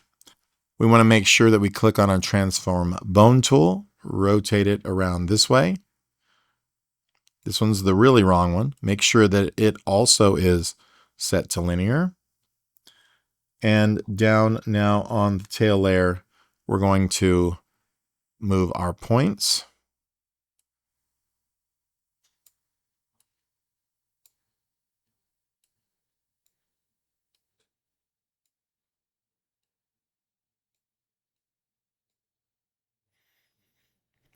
I'm going to make sure those are linear. And we can test those now. Looks pretty good. And double click to go back to the main line. And now our actions and our bones for our tail are set up. So if we want to go back to the bone layer and we can manipulate those bones, everything should work nice and smooth. We can bend it this way, we can bend it this way, and everything's good to go. Cool. So that is pretty much the smart bones corrections that we need to do. But now we want to do working on our eyes. We want those eyes to be able to move, and we want to be able to also make the whiskers move, possibly give it expressions and stuff. So we're going to start working on what are called smart bone dials. Okay, so with all of our bones deselected, we'll just click on a blank spot on the background, making sure we're on our bone layer. I'm going to close some of these layers up to clean up our view here. We want to be able to make sure his eyes can go left and right and up and down. There are special controls you can build, and I'll show you how to do that in a more advanced tutorial. But this is just going to be two controls, one that moves back and forth and one that moves up and down. Now, the way we will do this is to make sure no bones are selected. We are on our bone layer, and we're going to create a new bone and make sure absolutely you are on frame 0. It looks like I'm on frame 0 here, but actually I'm on frame 1. So just click on the 0. This is the only frame you can build stuff on and create controls and stuff, and do your, I believe, our initial drawing shapes. So let's go ahead and right here where it says add bone, we're going to click that, or click A on your keyboard. And we're going to make a bone that goes from bottom to top. And we're going to name this right away eyes U/D. This is going to be our up and down. So we want to click on the select bone. And when this menu changes at the top, we want to make sure that we click on show label, and now we can see what that control does. Now this is a special action we're going to create, and it's called making a bone dial. So with that bone highlighted, we're going to come over here and click on bone and come down to make smart bone dial. This is going to do the same thing that we saw before, except for it's going to give you a different little dialog box first. We're going to make this go we're going to make this go -90 to 90, to where it can go all the way down and all the way up, or all the way left and right, either way. We're going to do this over a duration of 100 frames, just because this is what a smart bone dial is defaulted to, but you could do it at 48 or 24, or whatever you want, but it'll give you enough room to kind of work. And this is all we want. Just make sure that this has the specific bone, the correct bone in the name, and that way you know it's going to be right. You click OK, and it will go into a blue timeline at the bottom for the action, just like before, but this one has keyframes already established for left to right, or up, down, or whichever, from the beginning to the end. And this is at frame 100 here. If you move your playhead across the top, you can see that your bone on your screen starts to move. So this is the beginning of it, and this is at the end of the motion. So at the end of the motion, this is where we would want our eyes. If this is for up and down, we're going to move our eyes down. So at the end of this action, the eyes are going to be pointed down. So at frame 100, you can see right here, this is frame 100. We're going to grab our layers for these eyes. So I'm not going to use the eyes. I'm going to open the eye folders, and we're going to move the pupil. So I'm going to click on the pupil left, and you can see when we made our center and centered it in the pupil before, this is why. When we click on that right here, the transform layer option, it's totally contained in just this area, and it will move properly now. So now we can just take this entire eye, and we're going to go down like so. And you can see it cuts off by the eyelid. This is also why we masked it, like I showed you originally as well. So that one is down on frame 100. We're going to now go select the other pupil, and we're going to move it down so that both of these can be down at the same time when that control works. They're both here, but we do need to change these into linear. So I'm going to go back to the other pupil and make sure we highlight those keyframes, and we're going to change those to linear. Don't forget, we also need to change the keyframes for the bone to linear.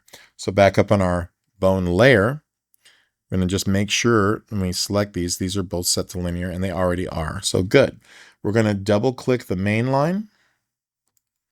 And now you'll see when you move this bone using the manipulate bones tool, when I move it to the left, the eyes should go down. If they don't, there is a little bit of a weird bug here. If you click on any frame other than 0, now when you do it, they should work. So and that's how you would get those guys to move down. And now we're going to make another action for the same bone going up. The action already exists, so we already have eyes up, down here. That's the down, the first action. The second one is going to be up, down 2. So we're going to double click this action. Will automatically be taken into its timeline. The bone, if you scrub the timeline here, will move to the right. Just put it over on frame 100 if that's what you chose. And now we're going to lift these layers upward. So we're going to go back to eye left. We're going to do the pupils. If you want, you can control click. So click the first pupil, control click the other pupil. You could do this individually also. And then now you can click on the layers, and you can move both these at the same time. So make sure that both the pupils are done, and now they'll move kind of together. And you do want to go in here and select the keyframes and set those to linear. And if you need to, just double check each one, making sure them even individually that they are set to linear. We also need to make sure that we go back to the bone layer and just double check to make sure that those keyframes are also linear. Then double click the main line to come out of that. While on frame 1, you can come in here with your manipulate bones tool and move them down and move them up. Okay, perfect for up and down motion. Now we're going to do the left and right. So very important, we go back to frame 0, and I'm going to delete all the keyframes on my timeline because there is one extra made here. I'm going to go back to frame 0, very important. And we're going to also click on the background to make sure with our select bone tool that no bones are selected. We're going to come over to the add bone tool, We're going to click on it and we're going to, some distance away, create another bone here. We're going to rename that one immediately to eyes L/R. And we're going to do the same exact thing. So we're going to click on the select bone tool. And then in the top, we're going to check show label. And it doesn't matter what size these are. That's personal choice. If you're a little bit anal about getting them perfect, you can change that, change their size and stuff. It's totally fine. Do it in frame 0. But on this eyes left and right, we're going to come up to bone. We're going to come down to make smart bone dial. We're going to just leave the default here because eyes left right is the correct bone, positive and negative 90 over 100 frames. And we're going to say OK. Once again, we'll do the exact same thing. So as we move up toward frame 100, that bone will go down. It's a little close to the other one. We'll fix that in a second. And once we are here on frame 100, this is where we're going to want to make our eyes pointing to the left. So we're going to come down to our pupils again. I'm going to Control Select or Command Select on the Mac. The pupil left, we're going to do also Command Select, sorry. We're going to select pupil left. Then we're going to Control Select or Command Select on the Mac, the pupil right. So we could Control Select these like I've done here, but because they're oddly spaced, we're just going to select the left one first. And I'm just going to make sure that on frame 100, this is where it should be about here, maybe something like that. And then we're going to select the pupil of the right. And this one has a lot farther to move. That's why I did them individually. And we're going to pull that one to about there. And we're going to make that linear for each one. So I'm going to go linear here. We're going to go to the other pupil here, and we're going to select those keyframes, and we're going to make those linear as well. And you can see now they go from centered to that direction. And it's cool because they're almost like dynamically moving. This one will reach the end when this one reaches the end, even though it has a lot farther to go. Cool. So now we need to do the other direction. So let's go back to the main line. And we don't always have to go back to the main line. I'm just doing this for clarity's sake. And we're going to go back to the bone layer. And we can see on this bone that is selected. Okay, so now we're going to go into eyes left and right 2. This will move it the other direction. So double clicking on that action with that bone selected brings us back into here. And we're going to move that, and you can see the bone moves to the right. And on frame 100, we want the pupils to be facing going the other direction. So pupil left, we'll drag it on over to as far as we want that to be. And pupil right. And before we do, let's make sure that we make it linear. And then pupil right, we're going to, on frame 100, drag it over to where we want it to be. And make sure that its keyframes are also linear. So now we double click back on the main line, and we should have our actions for left, right, and up and down. Now, if you're not seeing your bones, that's because we have to select the bone layer for those to show up. Also, I want to make sure that my controls don't collide. Make sure you're absolutely on frame 0. Click on the transform bone tool and grab it at its base here so that turns into a transform icon. Move that over, and now they should not collide, overlap each other. We're going to go back to the manipulate bones tool now, and now you can see on frame 1 or above that when I move these up and down, they move up and down, and when I move them left and right, they move left and right. And if you have a combination, eyes moving left and right and up and down, that also works. So very cool, right? Very cool. And go back to frame 0, and everything defaults back. So very cool. That's how you set up the eye movements. Now there's another way. In a different video, I'll show how you can set these up to target each other, and you can do it all just by moving a little image or icon around on the screen. We'll get into that in a different video. But let's make these eyes blink now. All right, the way we do that is we click on the background with our Select Bones tool to make sure nothing is selected. And I'm going to now create a brand new bone on frame 0. And we're going to call this bone Blink. Okay, I'm going to make a new bone here. And I'm just going to drag from bottom to top. We're going to rename this bone and we're going to call it Blink. We're going to come over to Select Bone and we're going to make sure that our Show Label is checked. And we're going to create a bone dial out of this Blink action here. We're going to go to Bone, Make Smart Bone Dial, just like before. We're going to use the positive and negative 90. We'll say OK. And now we can scroll on up to frame 100. You see our bone moving again. At frame 100, what do we want to do? That's what this is telling us. We're going to come down and check on our eyes here. This is going to be our eye opening. So I'm going to go to eye left. And one of the things is we only have 4 points here. You can go in and put more points on it, but you can also control curvature to allow these sides to pinch. I'll just try it both ways. I'll try it this way, and if it works, great. And if not, we'll show the other way. So what I want to do is basically make the eye close at frame 100. So I'm going to come in here, grab my Transform Points tool. We're just going to grab that lid and make it come down. You can already see a bit of an issue with the corners, but that's okay. Our curvature tool will sort that out. Another thing I want to do is bring the bottom lid just a little bit up, because when you close your eyes, the top one moves the most, but the lower one does come up a little bit.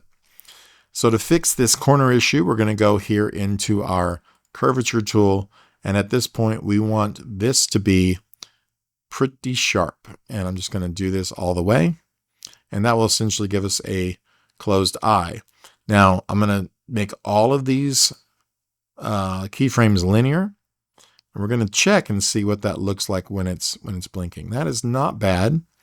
I kind of don't like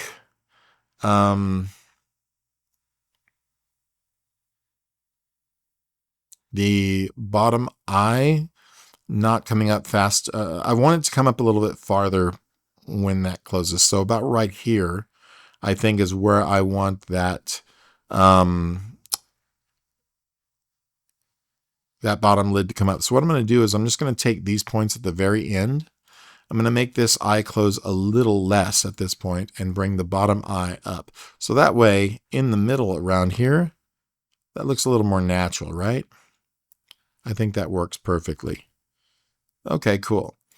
So now we're going to go to Blink 2, and instead of going back to the main line like I've been showing you, we can actually just double click on Blink 2.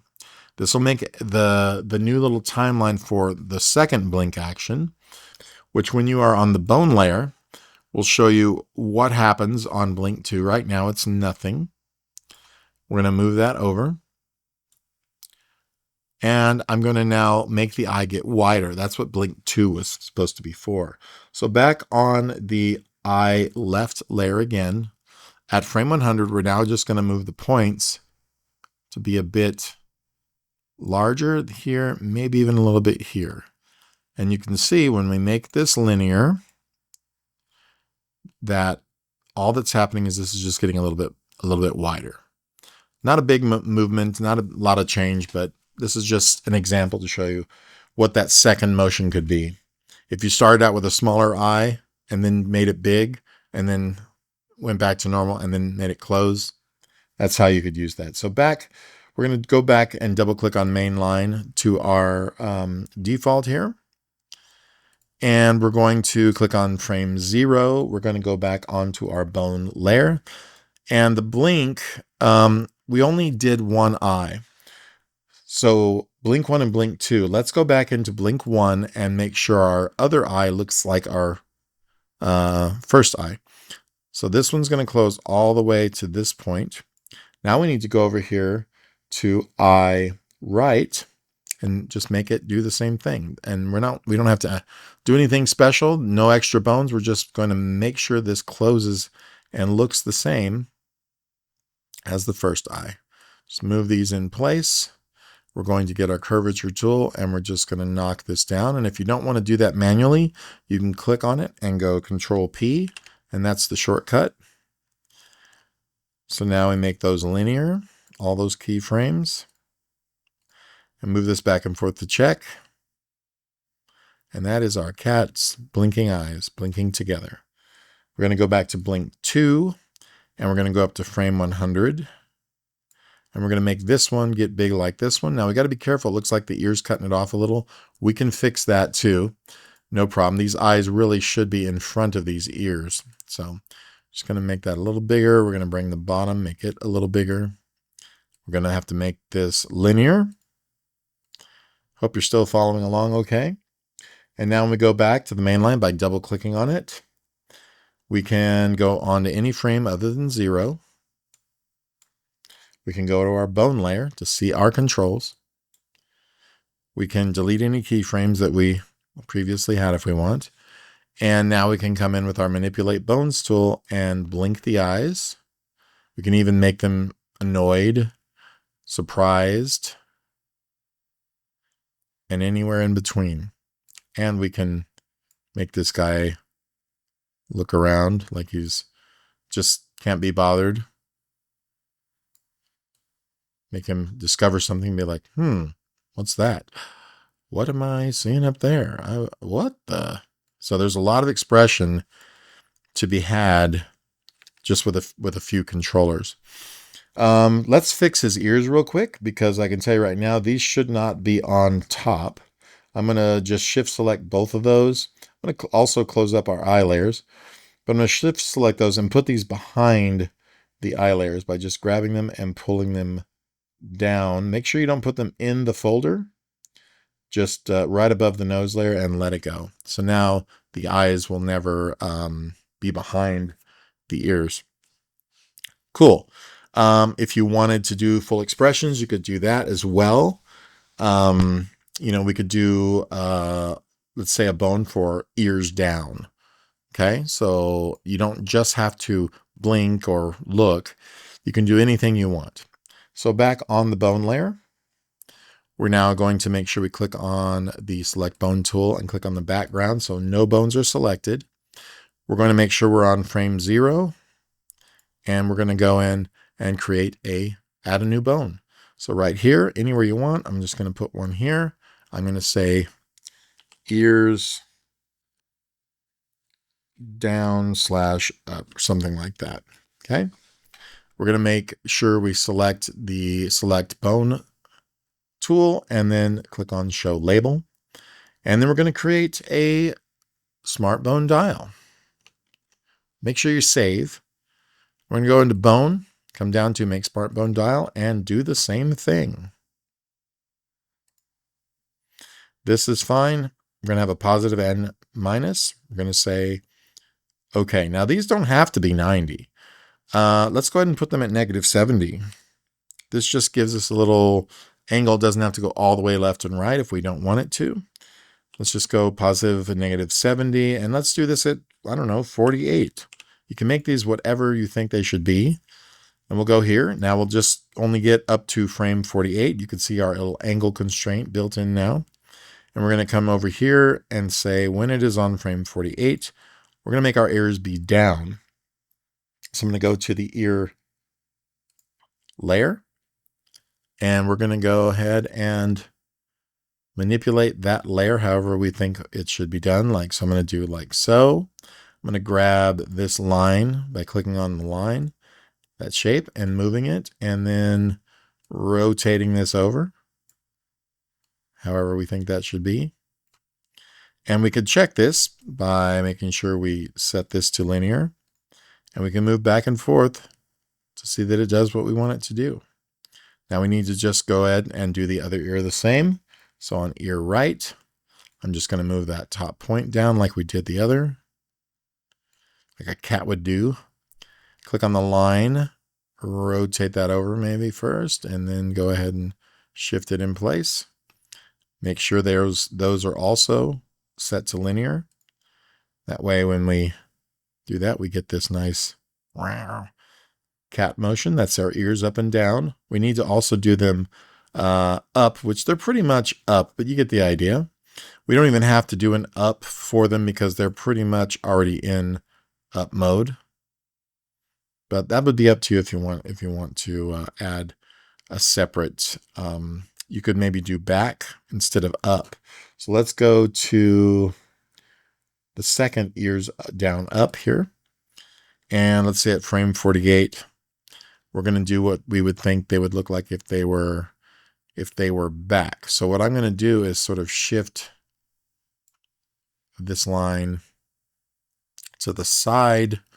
Oh, let's do that in a second. So what we're going to do is pull these, let's grab this and pull it like this, a little shorter and back. And then also, if they turned backwards, these would wind up pretty much becoming unseeable. I'm just going to move it to blend in with the side line. Let's see if that works. I'm going to make these linear. Let's just see what that looks like. Yeah, that works. So on frame 48, we're going to change the other one now. So ear left. So we're going to make sure we click on the point here, inward a little and down, and then we're going to take this guy, the whole shape. We're going to move that over. We're going to spin it around to some degree like this. Make that skinnier, and then shove it over to where we can't see it anymore. Something like that. Make that linear. So now you have this other ear position that you can use. So that would be pretty much for the ears. Now, if we wanted the whiskers to go up and down, same thing. We're just going to go back to the main line, and we're going to create another smart bone dial. Go back to your bone layer, click on the background to make sure nothing else, no bones are selected. And we're going to create another bone on frame 0. And this will be whiskers. And you can put these pretty much anywhere you want, but I'm going to stick this one right here. I'm going to name it whiskers. And we're going to create a smart bone dial by going to, we need to make sure we select the bone, turn on its label. We're going to go here to bone, and we're going to come down to make smart bone dial. Whiskers, we're going to keep that at 70. That's fine. Say OK. We're going to move up to the first position there. And these are going to move our whiskers down. So we're going to go here and select all of our whisker layers. It's one at a time. Let's do whisker 1 because it's going to be easier. Remember our origin point we put at the base of the whisker. So this is going to make this pretty easy. We're going to select the layer this time instead of the points. I'm just going to rotate this down at that frame 48. Make sure that it's linear. Move on to the next one. So whisker 2. We're going to select the layer for whisker 2. I guess that one's going to be over there, but let's go ahead and select, that whisker 2. We're going to rotate it down. And the reason why they work the way they do is because that origin point is at its base. If it's not for you, then fix that first and then rotate it. And we can make this as droopy as we want. Let's go pretty far in case we want to make him look sad. Let's do the other one the same. Let's get it a little more droopy like this. Let's go to the next whisker. We can rotate it more droopy. And the other one more droopy. So that way, when we go back and make all of these linear, just make sure you click back through and check. All of these need to be linear. That one's linear, and that one already is linear. Nope. So make sure that they are. Make sure they only have the 48 frames. Cool. Now when you move this, they will drop down. And we're going to make one more for the whiskers because it has a whiskers 2 right here. We're going to double click that, jump in. At frame 48, we're going to make the whiskers go up. You can see our bone is now moved into that up position. And I'm going to just rotate these around. Make sure it's linear. We're going to go to the next one and rotate it. Make sure it's linear. The next one and the same thing. Up and linear. and up and linear. This is like when he's frisky and angry or something like that. Cool. All right. So now, and I hope my camera has not blocked you guys from seeing any of these frames. So now if you notice up here in the upper right, we have plenty of actions going on. These are where we've created all those actions for all of our controls. All right, so we're going to double click here. And if you don't want to scroll back up to the main line because you have so many actions here, you can now right click and click main line and it'll take you out. So there we go. We have whiskers, we have our ears up and down, we have a blink, we have eyes left and right and up and down as well. So it's becoming a relatively sophisticated character. And I think now if we made a little meow for him, maybe a smile and a frown and then a meow, like an open mouth, we'd be nearing the end of what we're going to do with him. So that gives me an opportunity to show you guys a couple extra things. Let's go ahead and click back on our bone layer. We're going to go back to our select bone tool. We're going to make sure we click on the background to get off any of these other bones. We're going to now click on add bone. This is going to be our smile frown. We're just going to bring this up here. We're going to make sure we change the name to smile frown. We're going to select the select bone tool and we're going to click on show label.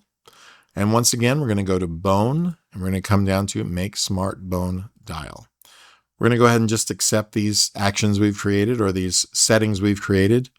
-70, +70, and 48 frames. We're going to say OK. And right here, we're going to move over to frame 48, which is the last frame in the action.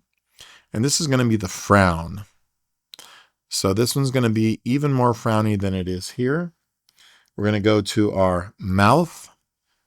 We're going to zoom in here and kind of figure out where we need to be. We can change the position and the curvature here. So I'm just going to move this down and in farther. Maybe not even the curvature, just that. I think that works. We're going to go ahead and select these and make sure they're set to linear. We can test this. Perfect. So now we're going to go up over to our actions to smile frown 2.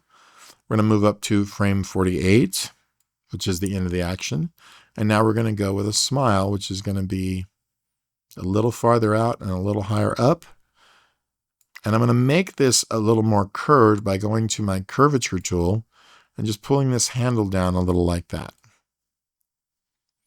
And then we're going to set this to linear as well. So making sure, there we go. Perfect. Okay. Now we have a smile and a frown that easily. All right. One more thing I want to show you guys is how to make him turn his head. This is something that's always asked of me, and it's a pretty simple thing to do. It's a little tedious, but you'll get the idea of it, especially in a character this simple.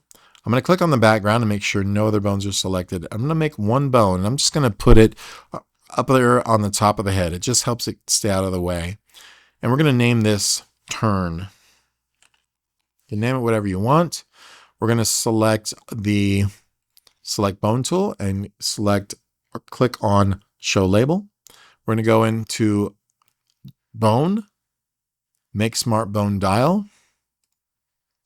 And I'm just going to keep everything that's here, but I'm going to change this to 100 in case we need a few more keyframes. And we're going to say OK. I'm going to go ahead and save my file. And now you can see that our bone turns all the way up here to frame 100. I'm going to just scroll it up to frame 100.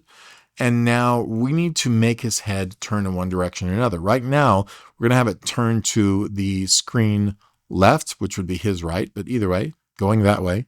And the way we would do this is we're going to essentially take everything here that's here and shove it over.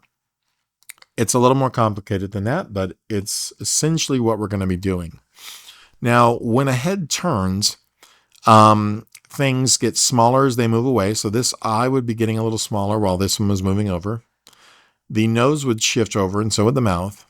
The whiskers would shift over, but these whiskers here would move behind the head as it turns. This ear also may turn behind the head. I'm going to see if I can get away without doing that. But the whiskers, I'm going to show you how to make that happen.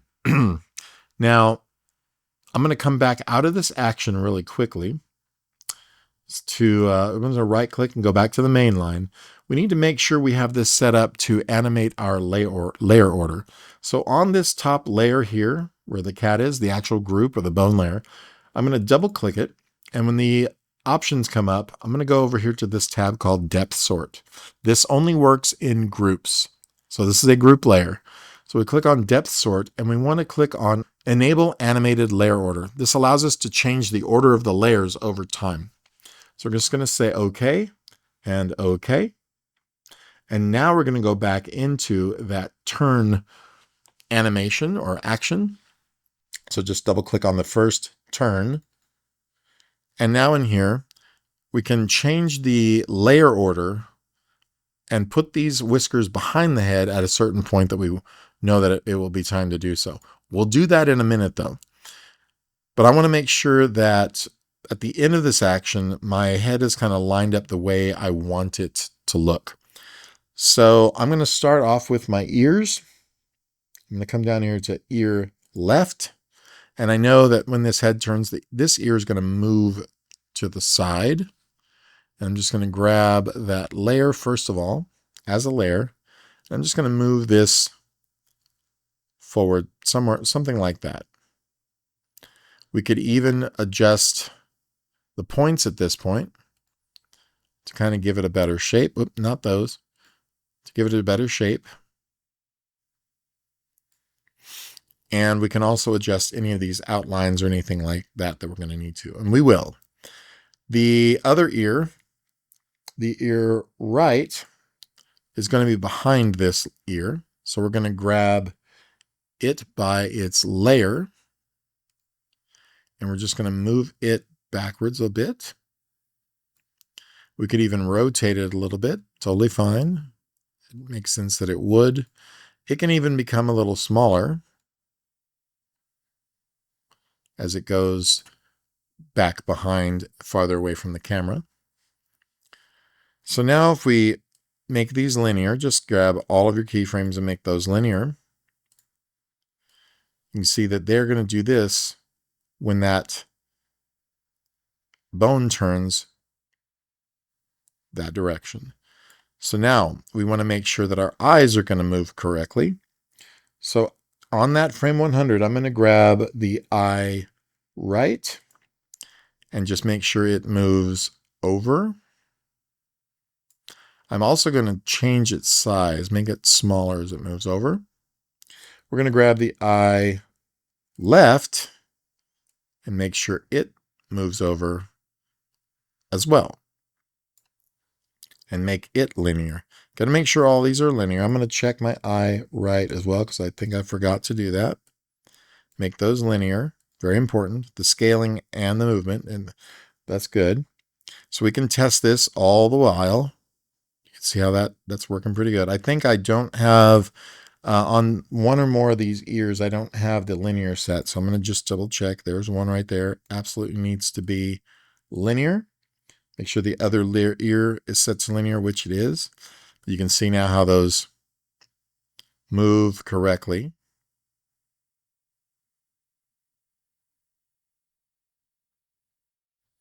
I'm going to check my eyes one more time for their movement, and this does not seem linear, so that definitely needs to be. You can see how they were almost juggling. So now they will move perfectly together, no problem. All right, so those work correctly now. We need to move the nose and mouth. I'm going to move those together by shift-clicking them. Those would be a little bit over toward the other eye. And make sure all of this is set to linear. So now they move together. You can see how magical that is to see this head turn. This 2D object is now becoming three-dimensional in its own way. And of course, we're going to move these whiskers. And you want to kind of check, where were they in the beginning, right? So right below that corner of the eye, so right here, they're going to be very close to that, maybe a little farther away now, but we're going to go with whisker 1 and 2 here. I'm just going to move those this way. If we wanted to angle them a little bit or something, that's totally cool and probably a good idea. It's where they sort of move when they move. I'm going to say linear. I'm going to go back to the other, make sure it is also completely linear.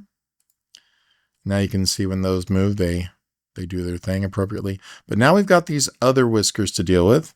So as this turns, they're going to move to the side and then drop behind the head. So right about here, I think they need to be at their extreme. I'm going to grab both of those and pull them outward. Something like that, I guess. Maybe. Maybe even a little more. Maybe there. Okay, that works. Making sure they're linear, of course, so they don't jumble around weirdly. So they turn, and then they need to start going back behind the head into the other direction at that point. So I'm going to move these kind of where I think they should be at that point, but they're still in front, but they won't be. So right about here, I'm going to swap them from being in front and behind. I'm just going to double check how that's going to feel. So right now we're going to drag these layers down below the head. And when they go past now, they will be behind. So you can see they go front, now they're behind.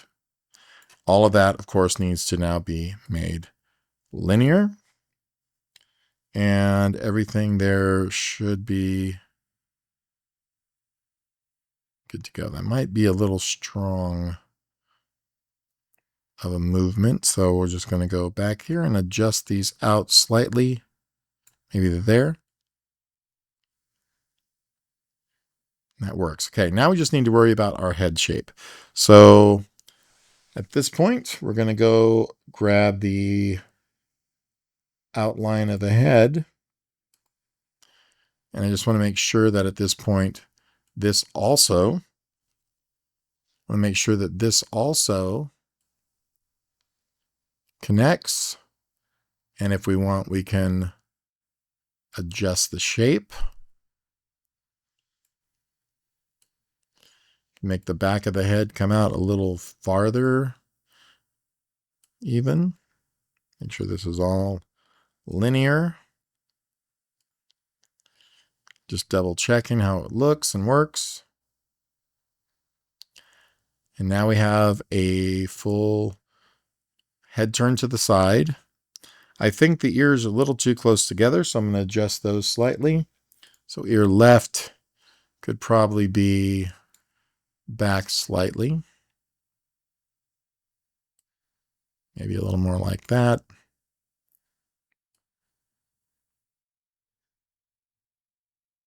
Maybe ear right, just a tiny bit still, you know, not as far back, just a little bit forward.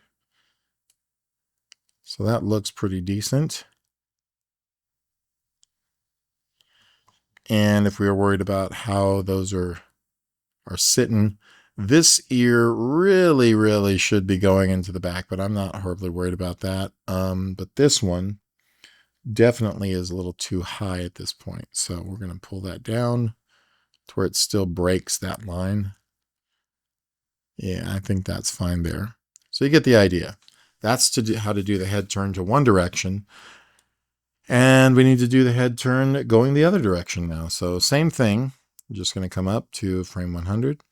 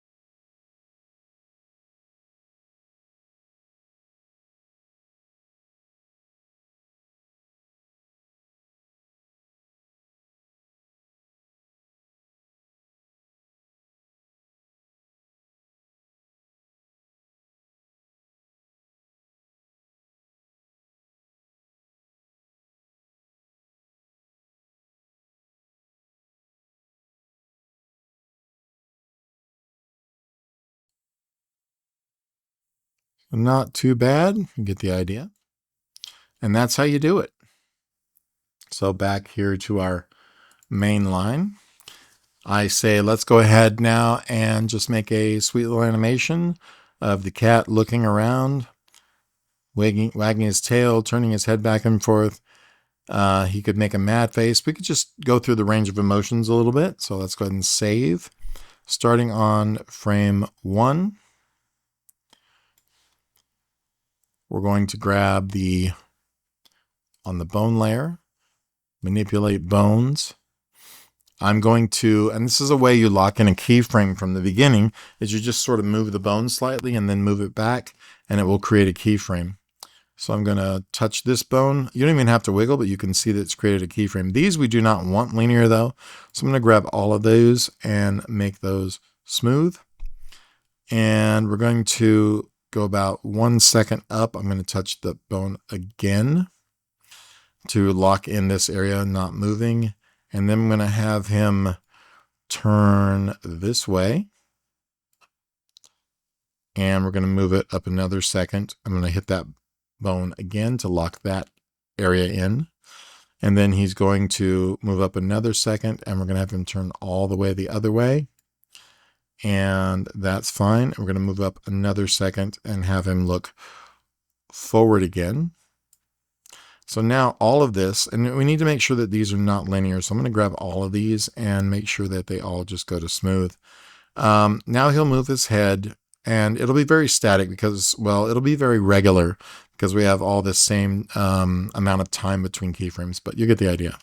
So he's going to look that way, then he's going to look the other way, and then he's going to turn his head back. So we want this to hold. This one goes here and bounces directly back.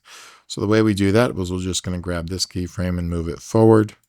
We're going to take this keyframe, Control C to copy, and Control V to paste it here. So he'll stop, he'll hold his head there for a second, then he'll turn back.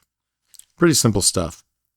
At this point, I think he's going to hold his gaze. So I'm going to copy that frame and paste it into the next second.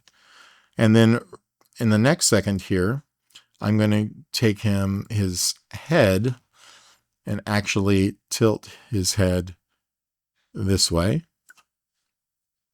We're going to copy that frame and paste it here. I'm going to make sure these are not linear frames, but smooth. And then I'm going to make him straighten his head back out. Maybe a little that side. Just to give it something to do. So let's just see what happens. It's going to look. It's going to look. And you see my tilt, unfortunately, was not held up to that point. So what I need to do is come back this second here before the tilt and create a keyframe where it was still straight up and down. So now it will be straight up and down through the whole thing until he decides to tilt his head. Okay, I extended my timeline just a little bit, but you can see if I get rid of these linear frames here, that we're going to have, he turns his head, then he turns it back. Okay. All right. So what are we going to do with him? I just wanted to get some expression, some stuff going. So as he's looking around, we can have his eyes blink, looking back and forth. And when he looks forward, he can look, turn it back up, and then maybe he gets mad here. So right here, I'm going to touch the all these bones. Well, like the ears up and down. And this will create keyframes. The blink, the eyes, the whiskers, and the frown. This will create keyframes for everything that I've touched with that. And now he's going to go into about 2 seconds of his ears going down, his whiskers going up. Maybe those go back. His blink, like so. Maybe the eyes, like so. The smile. He's not happy, right? So we're going to go ahead and make those smooth.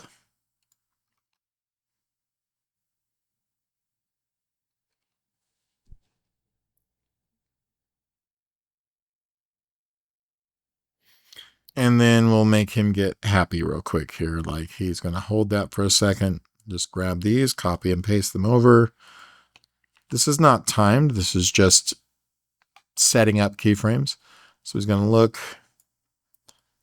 and then maybe he can for like 2 seconds. And then he goes from that to maybe more relaxed and smiling. So he can go something like this. The whiskers come back. The blink is back. We get a smile from him now. Okay, let's just see what we've got so far. He's looking around. Looks at the camera. What is that? I don't like that. And then he's all, well, okay. All right. So all of these can be timed out by changing all these keyframes, the times that they last for, shoving them back and forth.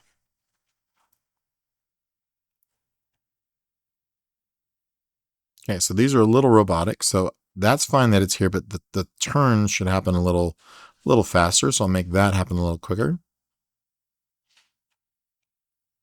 This turn can now happen twice as fast. He sits twice as long, and then he looks back, but let's have that also be a little quicker. He looks, and then he tilts his head. That's probably fine. The tilt up. Let's have the tilt up be a little faster. And I'm going to use make sure we select on this bone here. So that is our tilt up. We can make that a little bit faster.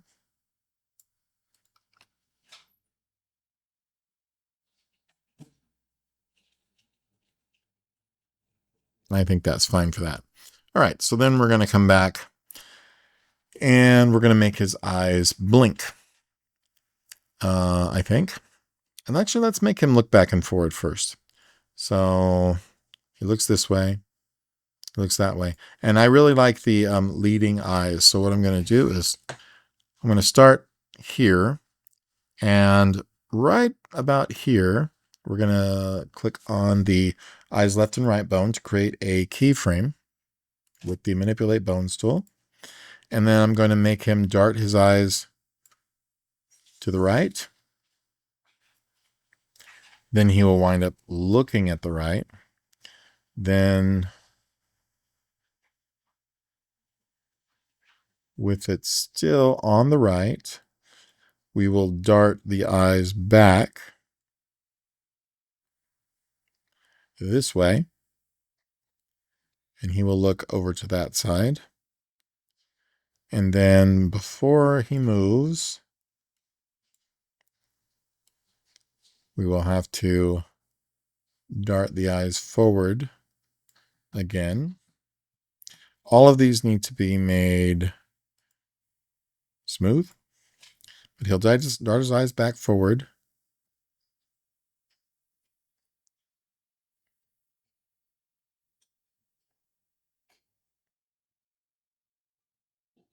Okay, let's set all this once again, making sure all these are smooth. They don't have to be smooth. It's just how I want these particular things to go.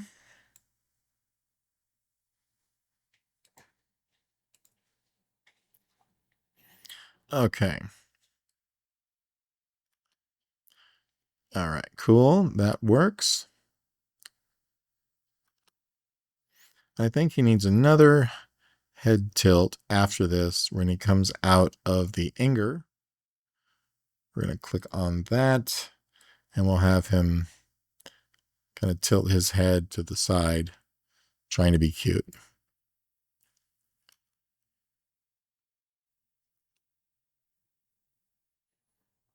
All right, so feel like I have a couple of frames in there that are linear that I don't want, so we're going to change those back to smooth and check it again.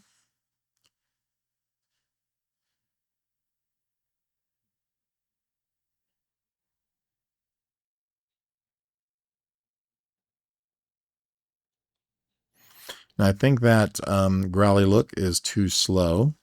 So we're going to find the bone for that, which is going to be the blink for starters. Those all also need to be set to smooth. And we're going to go from here to here. So I don't care for the time that takes. We're going to make that a lot quicker. That's going to go from here to there. Even quicker, in my opinion.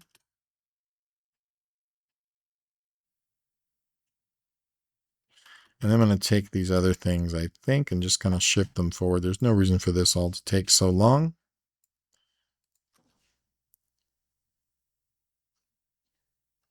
Yeah, that works fine. All right, so we need to make this guy blink.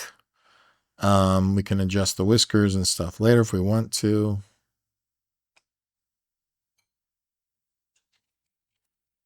We have no up down, so we might want to do that too.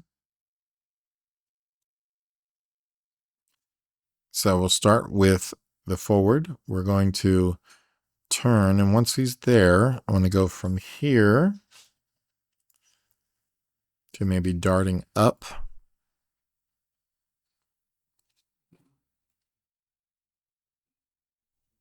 We're going to start here. We're going to grab our manipulate bones, touch that, and then we're going to have him dart up.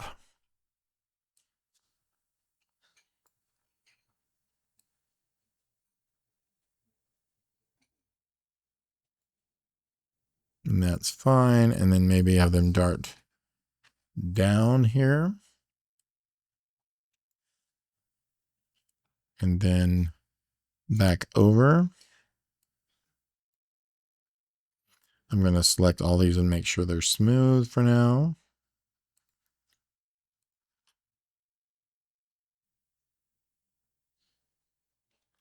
And I also like to hold on some of those. So he's up.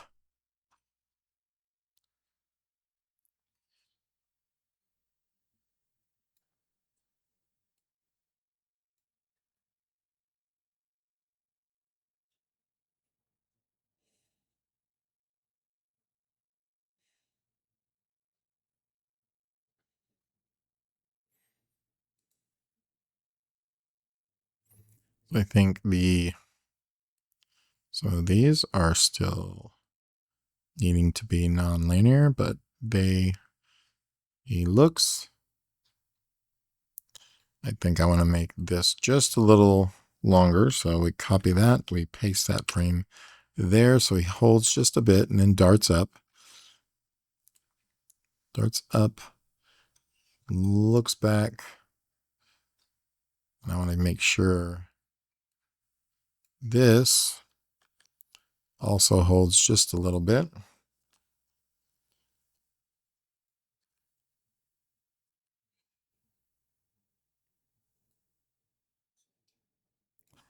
Let's make sure that is not coming back that fast. Probably make this one take longer. See? Yeah, that's fine. So there. I think I'm going to copy this one. Trying to give him a much more jittery eye feel.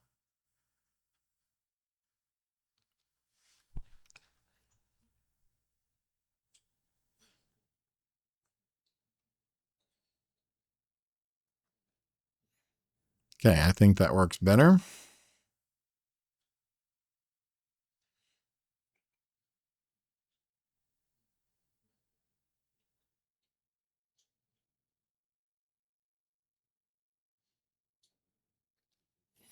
All right, cool.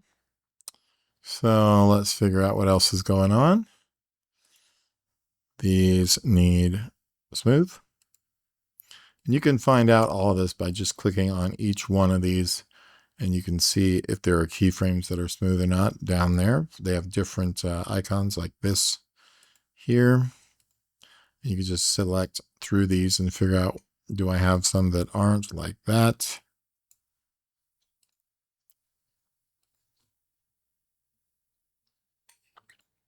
And you can have whatever you like, but just make sure it works for what you're trying to achieve.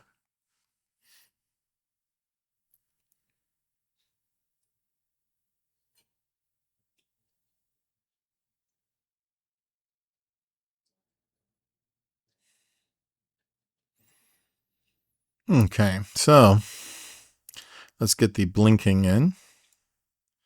We're just going to select that bone. We're going to make sure that we're here. I'm going to tap it to start a frame, a keyframe here. We're going to have it close very quickly and open slightly slower, making sure these are also smooth.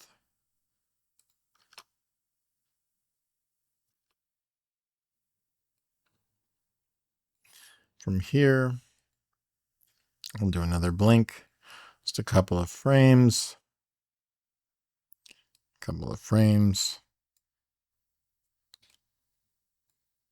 Now we can see with this being smooth, what do we have?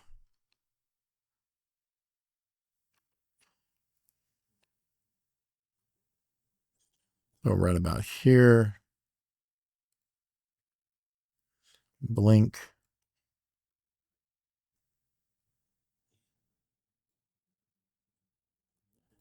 Blink.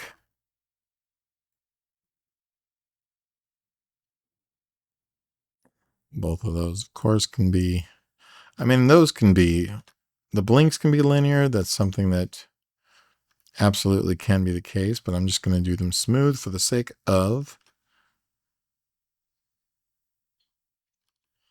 You can do another blink here.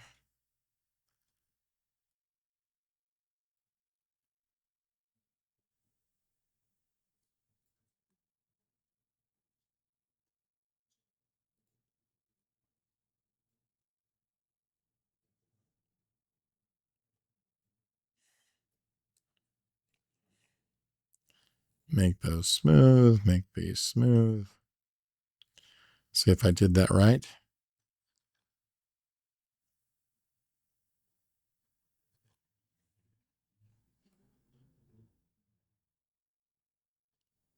I think that one could be just slightly more closed to be more not happy.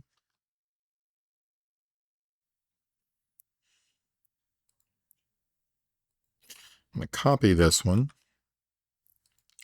put it here so that it has a little transition. There we go. And then once it's here, we can do another blink.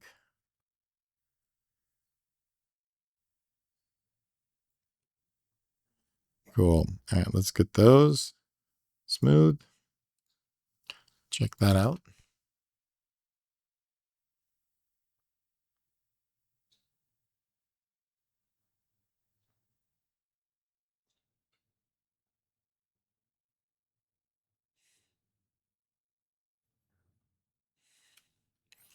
All right. And now if we wanted to, we could animate the tail moving a little bit. And that's just a matter of starting here, making a little motion there, little motion here, and just making kind of a back and forth out of it.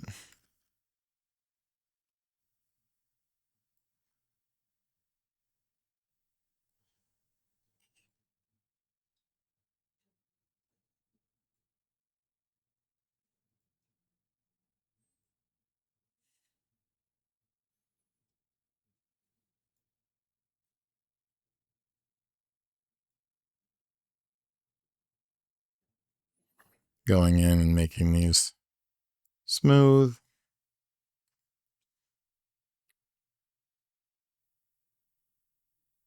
So we have this little adjustment happening here, and we can go, of course, and make other keyframes on those. Here's a cool, easy way to handle this. We can take these two bones at this point. We can come over here to bone constraints. We can put bone dynamics, use angle. And right now I'm just going to set everything to 1. Now let's try this again. This is going to be more motion. The damping may or may not want to come down. We'll find out. It's going to jump at first, probably.